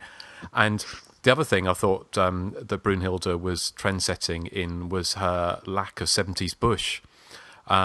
She had like a Brazilian, didn't she? Because normally... I can't say I was looking down there. Did you? Well, she's running around naked, and she had like no pubic hair at all. And anyone who's seen, and Eric, you knowing 70s horror movies, possibly mostly British ones, that the rather large pubic areas are quite evident. And there's a great still in the 10 Years of Terror, the British horror movie book that came out by Fab Press, and there's a still of a lady with a rather large pubic region, and the caption says "a hairy moment" from the Playgirls, and so anyway, I was just that was surprised, but yeah, that was it was kind of almost as if Mario Bava had like a crystal ball, and he'd been looking at parodying almost the slasher movies in the 1980s 10 years before they started getting made. So that was kind of really good. I loved the ending, like you said, the ending where essentially it's everyone is killing everyone else, aren't they? There's no, it's almost like not the opposite to like Murder on the Orient Express, where everyone's a killer but they all killed one person. It's this, everyone is bumping off everyone else if they get a chance to. And it's like this film. I'm sorry, Justin. It's like this film is like a whodunit for like 5 seconds at a time, and then they reveal a new killer every other 5 seconds almost. Well, that's the thing is I love the beginning with the killing of the old lady, and then the murderer gets killed. It's kind of like this kind of chain reaction, which is I think was one of the alternate titles for the film when it was in production, was Chain Reaction, because it is literally a chain reaction of killings one after the other. And the irony, and I think the biggest irony, is that it's all around developing this beautiful lake kind of area, supposedly, and they don't want to ruin it. But the irony is, it's got this derelict dance hall and pool and stuff on the lake. That, it's kind of this. So you've got this derelict buildings on this supposedly unspoilt lake that nobody wants to. Some people want to develop, and some people don't. Which causes the whole murders to start. So the biggest irony is that this isn't an unspoilt area anyway. So it wouldn't really matter if they knocked down the derelict dance hall and built something else there. It would make no difference. So again, that was kind of, I think, Mario Bava being quite playful. But when you're talking earlier about the Friday 13th things, another subtle thing which I'd never seen before, and I'm sure it wasn't that influential, but is that if you look at the diary the Countess is writing at the beginning, it's the 13th. It's the 13th of February she's writing it on. So she's writing it on possibly a Friday 13th, but it's the whole film starts off on the 13th of the month as well, which I thought was kind of interesting nod by accident, obviously. Now, Justin, didn't you mention in your review that even the knitwear that was similar to Friday the 13th? Yeah. Simon's chunky sweater, So Mrs. Voorhees' chunky sweater. So it's kind of, I can't remember if did they ever admit to it? No, they always said that it was coincidental, which I think is a load of BS. Yeah, the double impaling is too close. It's almost shot for shot what they did in Friday 2, so they can't. Somebody must have seen it. Yeah, I'm sure they must have done. And also because of this film, unlike $5 for an August Moon, as we heard from the radio spot, it did get warning. Yeah, it played at quite widely across the states in grindhouses and drive-ins for years and years and years. So I kind of guess there's always the chance that someone saw it and filed it away without really thinking about it, and it was an accidental thing. But there's too many other things in there, isn't there? I think the whole lake setting and everything. It's but yeah, it's a really entertaining film, and I love the music. Stelvio Cipriani's music's fantastic for it. It's just very playful, very black, very dark, and he does that better. Mario Bava does that better, than any other Italian director, really. Dario Argento doesn't really do humour. Well, not on purpose. No, he does it now, but not on purpose. He does accidentally. Now, and Lucio Fulci wasn't really. He did comedies as well, but his films. Mario Bava in this film has a kind of perfect mix of cynicism and black humour and playfulness, which I think is really works to its advantage in this film. It does. It captures the fun of a good old fashioned slasher movie, I think, more than any giallo So, yeah. I'm just looking at... I have the film on the background now, and Brunhilde is naked at the moment, so I'm just waiting to see if she has the Brazilian or not. It might just be... maybe it's just because she's blonde. I don't know. Oh, no, you're right. She does. She is a bit barren downstairs, yes. Yes. But she was ahead of her time. Exactly. She was, yeah. So glad we could clear this up for everyone. After watching so many Jess Franco movies, I can say that wasn't the trend at the time. No, that's what I was thinking. I did wonder if it was because if they did it to get past censors. I don't know. I don't know what the muff thing was at those. Yes, I do love that. I do love that character of Brunhilde, though. She's the sort of archetypical brainless bimbo teenage slasher victim, I think. Well, the censorship department has their own muff division. Well, they possibly do. I don't know. Yeah. But also the other kind of comparison, Friday the 13th, is when Brunhilde's swimming, and you've got that whole shot of the body floating, or her swimming under the planks. You know, the walkway, things like that. I mean, the thing is, if you're going to have a lake, you're going to have all those kind of things around a lake, aren't you? So, but it just seemed to be so close to the whole Friday setting. Definitely, particularly just for the scenes involving those four characters. It becomes a bit more sort of mystery thriller oriented later in the film, but for those four characters, I think it really is a great little snapshot of what was to come with Friday the 13th, My Bloody Valentine, all those. Yeah, interesting. Okay. So some behind the scenes. Does anyone have any, or will I just go ahead? Well, I've got a few bits and pieces, but do you want to? Okay. Well, it's has had famously a plethora of alternate titles, including Last House on the Left Part 2, Bloodbath, which is what it was released at in the UK and Ireland in the early 80s. Ecology of a Crime was another one. Chain Reaction, as you were saying earlier, Justin. Twitch of the Death Nerve. And then in pre-production, the draft screenplay was called The Odour of Flesh, and the shooting title was originally called Thus Do We Live to Be Evil. And then after production was completed, it was announced as Before the Fact. And I have it written down here somewhere, but it was originally known as That Will Teach Them to Be Bad. Was that correct? Which was supposed to be the final line of the film that Nicoletta Elmi was supposed to say, but then obviously that never happened. Bava concocted this film with Laura Betty, who plays the Susie Sue character in the film, because they had such a good working relationship on Hatchet for the Honeymoon, so they were looking for a project to work together on again. It was filmed in Sabaudia, if I pronounced that correctly, which is a village location on the coast in Lazio in Italy.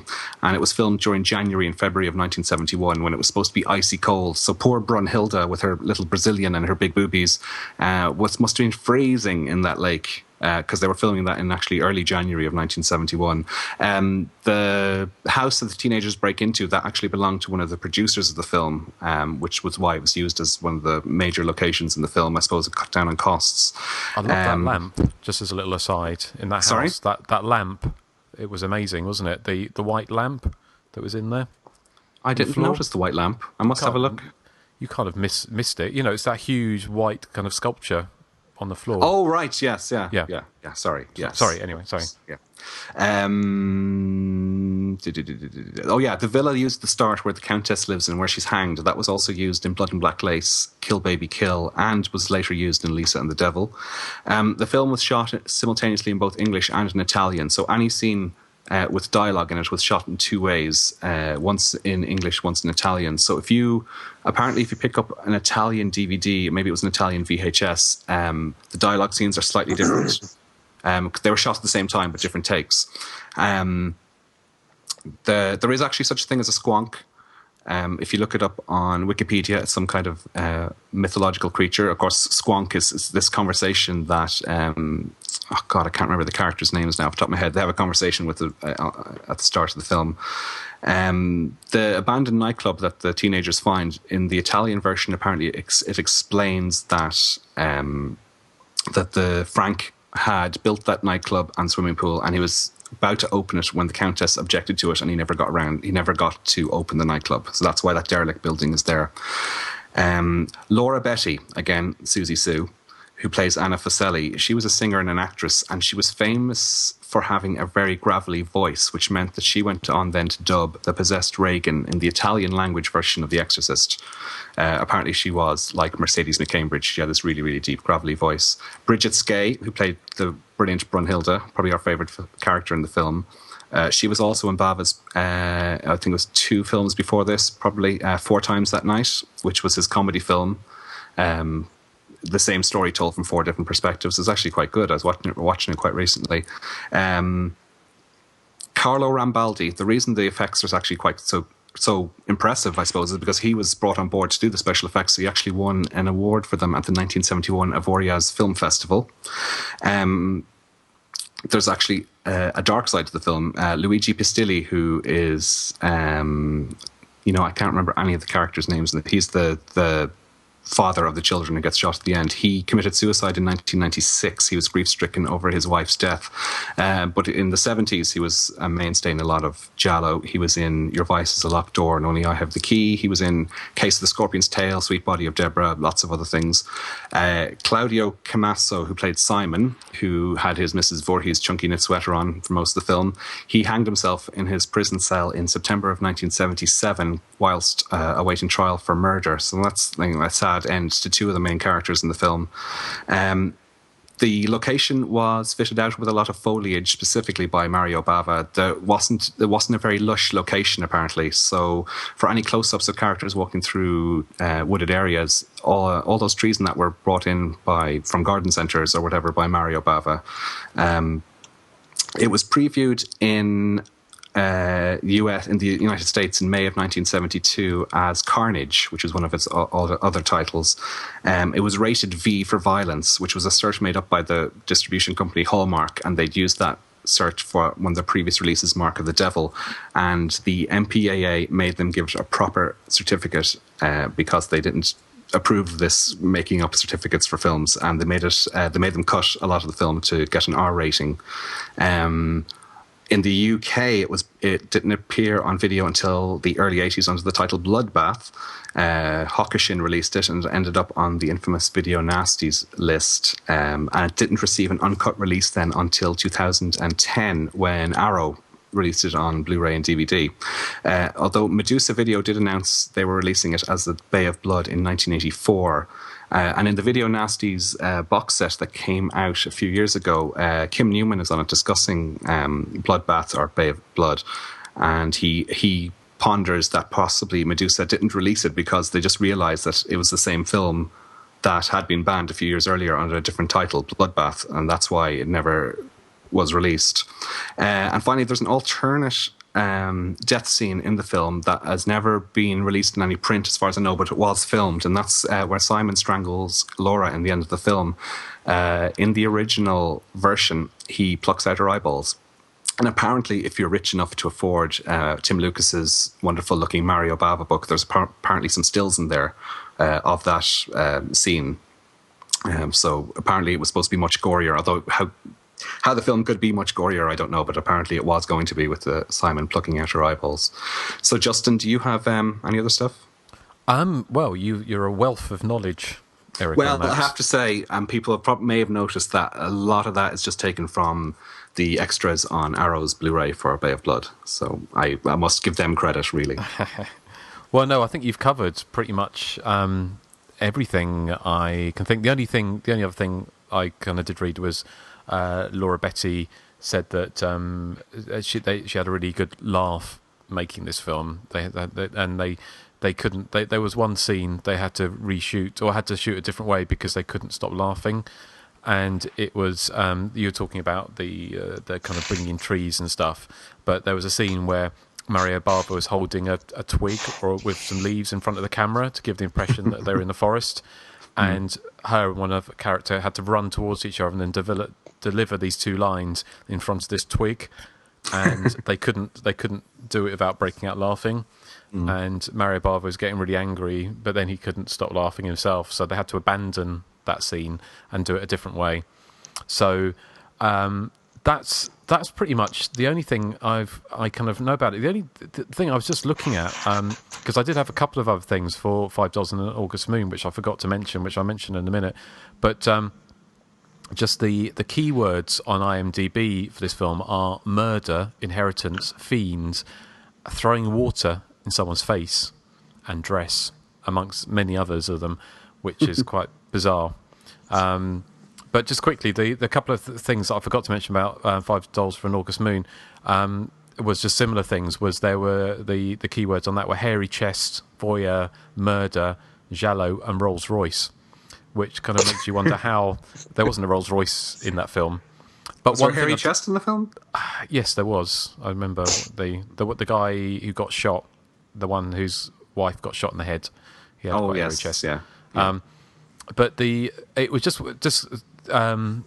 what I'd love to see is a book. What I think I'd love to write this book. I don't think ever would, but a book on the Italian actresses and the actors actually from these movies, because I think it'd be really interesting, the stories behind their their careers and the stories, because there's some really interesting. You start digging into some of the background stories, like you mentioned about the two actors in The Bay of Blood. But in $5 for an August Moon, the main character, Ira von Furstenberg, who has got quite a grand name, her real name, according to IMDb, is Virginia Carolina Teresa Pangracia Galdina Prinzini zu Furstenberg, which is quite a mouthful. It is. And she got married when she was 15 years old to Prince Alfonso von Unhunden Lundenberg. You just looked that up. It sounds Sorry? like Lim Bim Wim Bim Ole Ole Biscuit Barrels. No, this is what it says. She got married Sure. when she was 15 years old to him. So, and then she got the divorce quite quickly afterwards. But anyway, that's why I just kind of just go. I thought I couldn't pass without mentioning that, because I thought that was quite a bizarre thing, and that's why I was thinking there was such a lot of interesting stories behind this, and it's a shame that no one's written a book interviewing a lot of these actors and actresses from the 70s films. And let's face it, a lot of them aren't going to be around for that much longer. It's time marches on. So, but I think you've done a grand job covering The Bay of Blood. I don't think I've got anything else to add to that, really. Nathan or Joseph, do you have anything? Yeah. Just the connection to Dress to Kill. Which is? Angie Dickinson's white on white outfit that looks very similar to the one worn in this film by the blonde woman whose name I can't remember. Oh, the secretary, the one who turns up at the end, gets murdered by Simon. Yes. Her outfit looks like Angie Dickinson's in the classic elevator scene in Dress to Kill. You should be proud of me, Eric. I thought something I am proud. fashion-wise. Yes. Well, I would be surprised, because Joe Dante was a big fan of this film, wasn't he? He is, yeah. Um, and so Brian De Palma, as we know, is a bit of a magpie, wasn't he? Mm-hmm. So, Yes. It's never been said before, but there certainly could be like a that kind of influence. I wouldn't put it past him. I wonder if Susie was a fan of Twitch of the Death Nerve, and she styled herself on whatever the psychic's character is called. Well, possibly. Possibly, Although there were quite a few of those kind of kooky looking characters, wasn't there? There was the junkie in what's that? Which is the one that's set in not Denmark, in Stock? No, which is the one? The one with the cat. Flushing the toilet. Flushing the toilet. That's the one. The cat flushing the toilet in the black shawl. I can't remember the Seven Deaths in the Cat's Eye? No, it's the one with that great giallo, which has got the murder weapon is a cat with his claws dipped into poison in a basket. Crimes of the Black Cat or something. That's the one. That's the one. Yeah. And there's that junkie character in that who's got it all in black, and I think it was a kind of a look, kind of around that time as well. Yeah, kind of post-hippie look. So it looked a little bit like Mark Bolan as well, I thought. she does. Yeah, She does completely look like Mark Bolan. Yeah. Before he died. Before he died, or maybe after he died. Actually, I don't know. But by the way, Claudine Auger, who plays the villainess in the movie, she was a Bond girl. She was in, which one was it? Thunderball, and she was also in Black Belly of the Tarantula. But they got around, didn't they? When you actually look through all of the IMDb, a lot of these actors and actresses were in a lot of the films, weren't they, around that time? Obviously, they just got jobbing actors and actresses, and yeah. Well, it's great. It's a great film. I don't think it didn't get a. It didn't get released in the UK at cinema. That's what I heard. Yeah. It didn't debut here until it arrived on video in Hokkien. Yeah. So I wonder if it did. I did read somewhere it got banned, so it may have been submitted but rejected outright, possibly. But it did well. I mean, I can understand that because it is very strong for its time. Yeah. Oh, sorry, there's cats fighting outside. Oh dear. Yeah. Who is it? I can't see. I'm just looking. I just heard like a. Wah! All right. It's probably Argento objection to the fact that we're covering Bava. Yes. But we're trying to come up with a new name for Captain Mannering because he's had his balls off. He doesn't look quite the same anymore. No. And one suggestion which you'd like, Eric, which I vetoed, is Legends of Xanadu. Which that would be brilliant. Is that a good name for a cat? Yeah. Yeah, but I don't think he doesn't really look like a Legends of Xanadu. Oh dear. So he only has one eye, doesn't he? No, that's Patch. Oh, sorry. That's a different cat. That's not our cat. That's his right. visiting cat. And Perfume Ponce is the newest one on the block. So what a good name, yeah. Yes, well, I don't know if that's his real name. He just sort of turns up and he's got like a massive tail. He's like a real new romantic type cat. Oh, cool. So, yes. Anything left to say on Bay of Blood? No, I don't think so. Okay. What about you boys? Oh, no. Yeah. Well, we've got You've been watching a lot of Family Guy recently, I take it, have you? No, actually, this was from a episode of Psych where Burton Guster goes on air as a radio disc jockey to solve a crime, and he keeps saying, "Oh yeah." Oh, I thought you were and it's just stuck in my head. I thought you were trying to be Quagmire. No, Quagmire's like giggity. Yeah, but he says, "Oh yeah" as well. Yeah, he's more like, "Oh yeah, all right." Yeah, I'm doing the whole Black Shaft type voice, that kind of Isaac Hayes type thing. Black Shaft. Baby, sit in with a dark chocolate on a stormy day. Oh yeah. So, Eric, have you had? But I'm not dark chocolates. Sorry. Sorry. What were you saying, Justin? I think I know what you're about to say, Justin, but say it anyway. I'm so predictable, and I was wondering if you've had anything stuck in your head recently. Oh, all right. I thought you were going to say something if you ever had a black shaft. Well, take a pick. Not recently, no.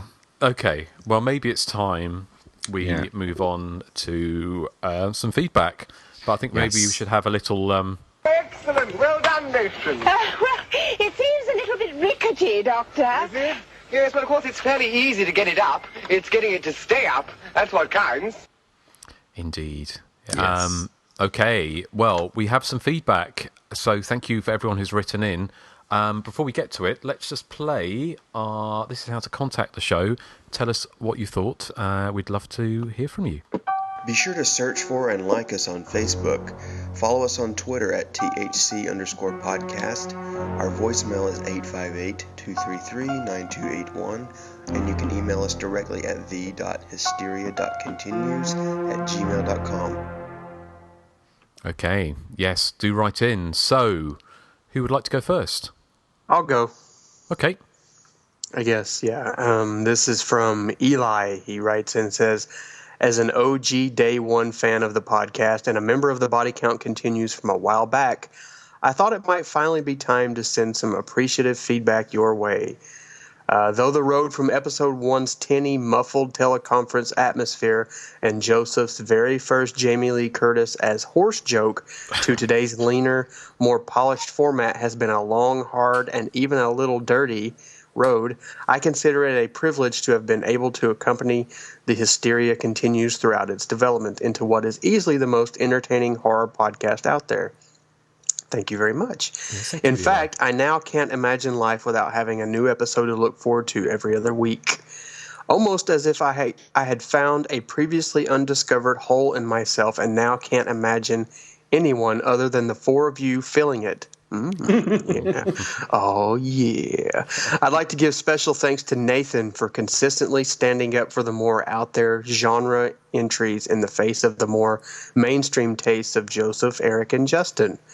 Anyone who can mount such spirited defenses of psychotronic mouth breather trash classics like The Last Slumber Party, Terror at 10 Killer, and Movie House Massacre is a friend of mine. As someone who appreciates brain-damaged moron masterpieces like Don't Go in the Woods Alone and Sledgehammer as much as, if not more than, the canonical, I can never pronounce that word, Halloween's and Friday the 13th, it's nice to have a kindred spirit on the show willing to rep weirdness. Oh, so, thank you. There you go. Yeah. One quick suggestion for a potential future top 3. Top 3 incidental characters from slasher films. You know, characters who are neither victims nor final girls, who seem to exist only to eat screen time as the narrative spins its wheels, going off on weird, disconnected tangents.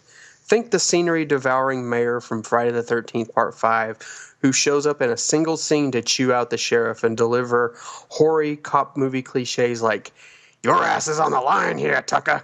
You get me a goddamn live suspect." Could be interesting. That's all for now. Your deep, strenuous, and penetrating analysis of our beloved genre will never wear me out. So as long as you're willing to give, I'm here to receive. Never stop filling that hole, boys. Long live slasher trash with panache. Yours gruely, Eli. Well, thank you, Eli. Yes, I think I might have sniffed a double entendre there. Or 2. Or 3. So, Justin, how many holes have you filled in your life? Why, too many to mention, I imagine. Yeah. So, yes. Well, thank you, Eli. I think you've left us speechless. He has. Yeah. Left us spent. Yeah. I'm excited that he was, defending my choices.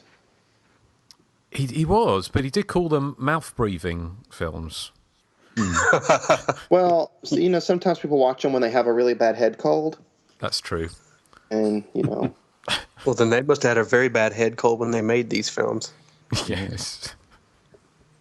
And the countdown to Terror at 10 Killer, I believe, has started. Oh, it started, dear. Yes. I'm so excited, and I just can't hide it. I'm about to lose control. And the rest of us are about to lose control, and we're not going to like it. Yes. Of our bowels. You all are going to love it this time. Trust me. Just trust me this once. We've heard that before, Nathan. Yeah. Yeah, we've heard that before. There is several, like we did Splatter You and several, and Justin, I believe you said that you thought they were not as bad as you originally did. So you're warming up. That was, yes, but it's kind of warming up in the same way as, saying a fart doesn't smell quite as bad as I remember. It's not, do you know what I mean? Is that what you're comparing these films to? Yeah, well, I think it's fair enough. But, I'm willing to put myself through it, Nathan, and I think that says something. It does. Not quite sure what. But it does say something. I'm appreciative that you all will sit through the films that I choose. Well, no, some of them I have. I mean, we talked about this before, going back and watching films, and sometimes the expectations are different. The vintage helps, and all these kind of things. So, Terror at 10 Killer, who knows? It could be the new Cape Fear. Yes, I agree. I didn't like Cape Fear. Didn't you? No. What about Cape Rear? Yeah, that's much better. Okay. Well, you're going to love Terror at 10 Killer this time, Erik. Yes, I'm sure I will. But I did have to review it for Hysteria Continues, and I watched it about 4 or 5 times. So I read your review. Yeah, it wasn't very complimentary. But it's been a while. Yeah, it's over 10 years, so yeah, I'll give it a whirl and see. Okay, well let's see. But okay, who's got? Shall I read a little one? Yep. I've got just some feedback from the Hysteria Continues Facebook group, and if you are on Facebook, then do look us up at the Hysteria Continues. This is from a Creepinson Films company, so I don't actually have a name. It just says, I started listening to your show and I've listened to about 10 or so. I really love it. Been listening to a couple of episodes every day. Don't know what I'll do when I catch up, but I do have a question. I just saw Killer's Moon, and I know it's a British film, but I have no idea how that passed the evil censorship board over there. How did that film get released? Well, just to answer that question, I have answered that on Facebook, but as Erik, well, as the rest of you probably know, is kind of some of the British films of the 70s were quite sleazy, if not as violent, as gory violent necessarily, something like Bay of Blood. But there was, I think the early 70s were a kind of very different time, weren't they, Erik? You'd back me up on this, wouldn't you? Sort of as the kind of British film that there was a kind of different sexual politic going on at that kind of time. And it was far from Love Actually. It was far from Love Actually, yes. Yeah. So that to have that kind of slightly mean-spirited sleaziness, there were quite a few British films around that kind of time. And there was also, around the early 70s, you had all of the sex exploitation films in Britain, or the endless parades of softcore kind of comedies like Confessions of a Window Cleaner, usually starring Robin Asquith. Yay! Yeah, and he actually had hair not dissimilar to the guy who gets the axe in the face in Bay of Blood. That is true, and of course he was in Tower of Evil. He gets in that kind of that proto slasher. So, and he's found pinned to a door with a sword, ceremonial sword. So there's a lot of those films, the Flesh and Blood Show, Pete Walker's films. There was kind of, especially the Flesh and Blood Show, because he came from the kind of skin flicks in a similar way to Herschel Gordon Lewis did in the States. So there was a lot of sleaziness around there. And I know Patrick at Screen Queens watched it and didn't care for it very much. But it's kind of, I think, seen out of context, it could be seen one way, but certainly when you look at that kind of time and like Virgin Witch and all those kind of British sexploitation horror movies, then it kind of makes more sense, I kind of guess. And talking of Scream Queens, I don't know, Patrick's been doing some reading some short stories as part of the shows. I don't know if you guys have heard any of them, but he does a fantastic job on a couple of short stories. So definitely worth checking that out. And Screen Queens in general. So who? Yeah, who? You know who? Patrick from Screen Queens. Oh, Joseph. He's being silly. He's being silly. Okay, we're not supposed to talk about that, remember? It's all water under the bridge. I'm sorry. Yes. No, So I like Patrick. Patrick is a good friend. He is, yes. This gave me a great idea. Well. I should read some of my Tombstone Mountain stories on the show. Yes. Well, especially what was that, Erik? Should. I said yeah. Yeah. Oh, you just said yeah, sort of in a yeah. Well, here, I'll make it better. Oh, yeah. Cat fight. Yeah. Because you guys are going to love the exploits of Lace, Cara, and Ms. Bunlier, the house mother. I definitely think you should. I think that'd be brilliant. And maybe, I'll tell you what, this is... if there's an episode we don't have any feedback, he should. Because some of these people are lax some of the time. That'd be a perfect time for Nathan to regale us his stories. And what about, I'll tell you, I could read some chapters from Gory Graduation, and we can compare characters. Be a good one too. So, because the thing is, what we've been talking about off air, and this is obviously what goes on. This is the magic, the curtain. No, the magic behind the curtain. No, the stuff that goes on behind the curtain, or whatever. But anyway, you know what I mean.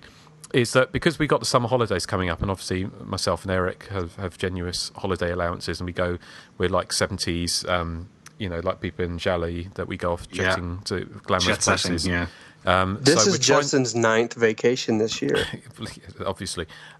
So this is why we're trying to plan around the summer so we can make sure we have a podcast for every 2 weeks as usual, but we're going to have to be a little bit creative.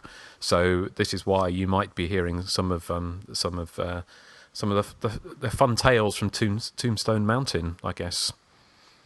Mm-hmm. And Gory Graduation. And possibly, yes. So, but back to what we have. Erik, do you want to read your bit of feedback?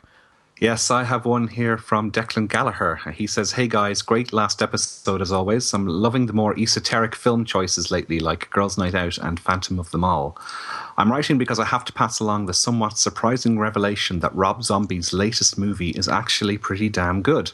I'd be very interested to hear what you guys think of it, and I do recommend all you guys see it.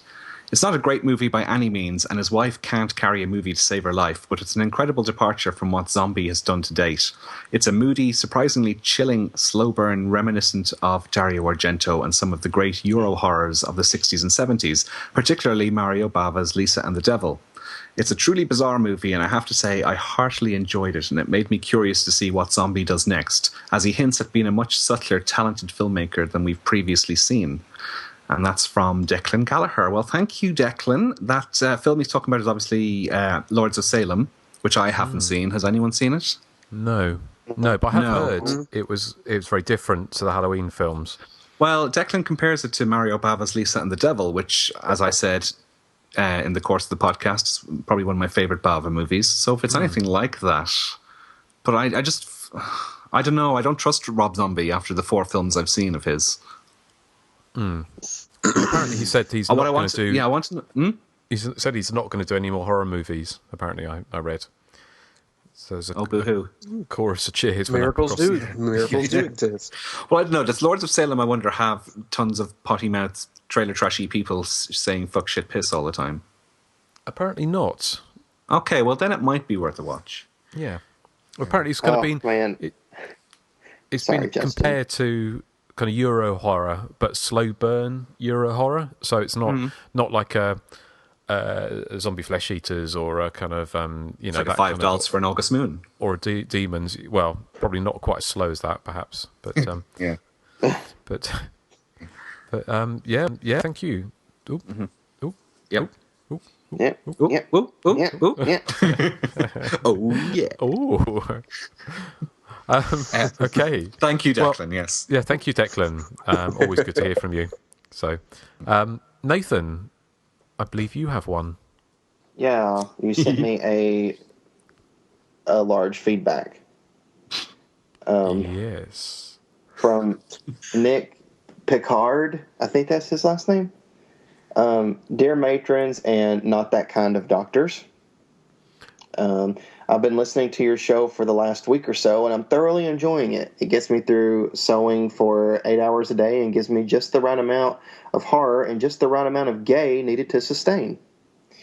Anyway, I just finished watching the slasher masterpiece, though that may be too weak of a word, and I'm sorry, but it is, The Gathering from 1995. The directing, the script, the acting, everything is perfect. Thank you. Any insider information on when we can see this on Blu-ray? It would be phenomenal when paired with The Old Federal Massacre 2, or wait, even better, Hairdresser Massacre. So please keep me updated. I will consider a Blu-ray release. I know the fans are desperate for it, and they are. So he goes on to say, I'm going to take a moment and apologize here, as I've had a couple too many delicious blueberry lagers. I'm not sure what that is. And thus may or may not... What? It's beer. Oh, okay. It's pronounced lager. Or Lager? lager. Lagers. Lager. See, Justin said it was lager, and I trust his alcohol opinion over everybody else's. Exactly. Ooh. Justin and his alcohol opinions. Burn. Yeah. He goes... I don't know to be offended by that or not. I meant it as a It's compliment. lager. It's lager. Go ahead. I've Go had on. a couple too many delicious blueberry lagers, and thus may or may not tangent. Okay, back to off topic. One of the first horror movies I saw was this forgotten gem from 1986 called Trick or Treat. Now, I'm not sure if it qualifies as a slasher or not, but if in your books it qualifies, I think you should at least talk about it for a few minutes. I promise I will send the episode to my mother, who originally introduced me to said film. Where was I going with this? Oh, right. As I said, I've been listening to you for the past week or so with about 8 hours a day. So I've gone through a few podcasts, if my math is correct. And with however many I've listened to, I've only watched one movie referenced or spoken of on your show, and that is Carry On Camping. Yes, Matron, Carry On Camping. It is probably one of my new favorite movies, and I will be having a movie night to subject or show my friends this movie.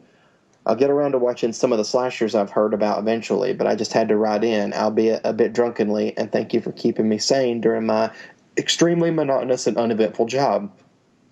Thank you so much, and carry on slashing, Nick from the ATL. P.S. regarding Susie versus Toya. Nina Hagen wins. You may move on, gentlemen. I'm not sure who Nina Hagen is.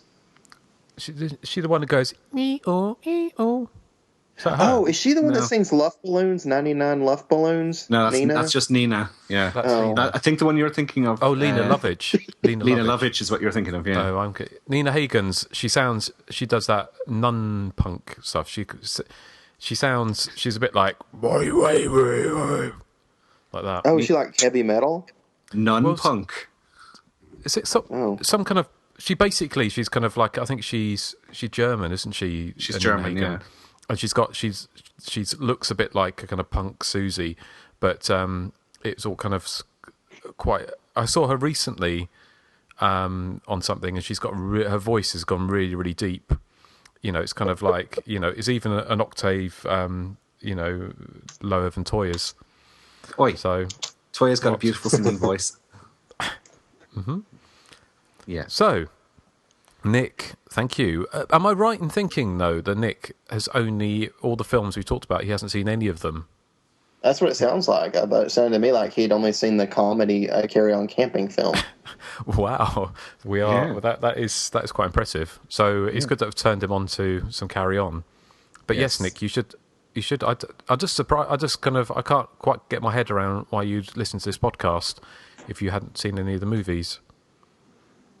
Or maybe unless he means the sort of sidetracking movies we do, the only one he's seen is. Okay, yes. I'm wondering.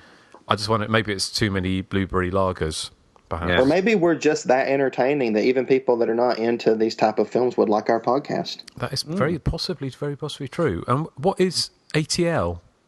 Is it Atlanta. Yes, Oh, it's is it? Atlanta. Oh, right, yeah. It's very It says- close to me and Joseph, actually. But it says from the ATL, as in like... They That's call just how it they call slang it. for Atlanta. Okay. Oh, okay. Well, Because then something- ATL is the abbreviation for Atlanta. Right. Okay. Right. Well, thank you, Nick. Always good to hear from somebody new. I've got a couple of... got a very short one here from Macready Mike, who says, just started listening to your podcast. Excellent work, guys.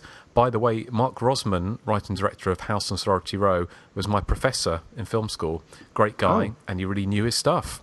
So, wow. That's quite impressive. Yeah, we interviewed him a while back. We did. Good guy. Yes. Yeah.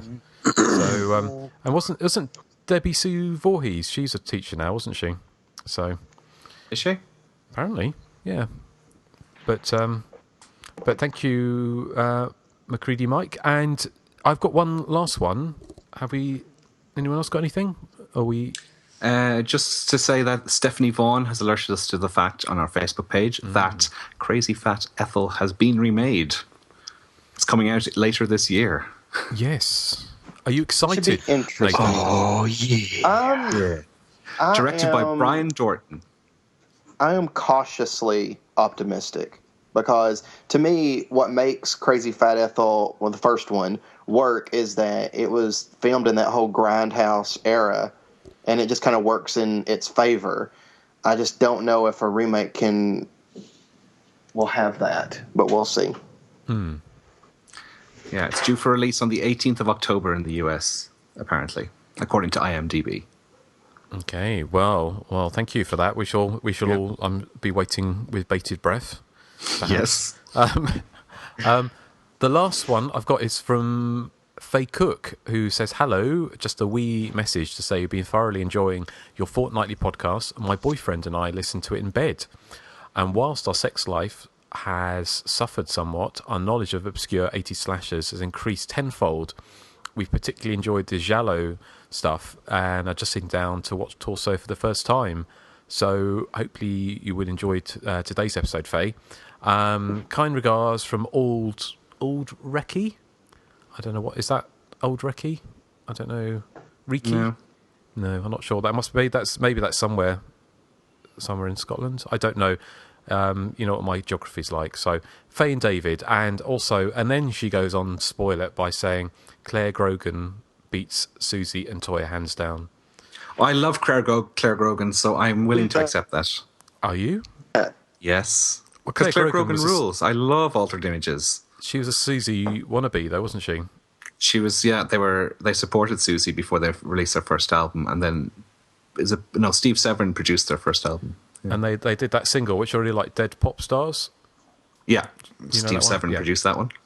Yes. Well, now, Eric, now that you've admitted that, do we have a new rivalry now? No, because you see, Claire Grogan and Susie are kind of quite different, I think. Yes. Okay.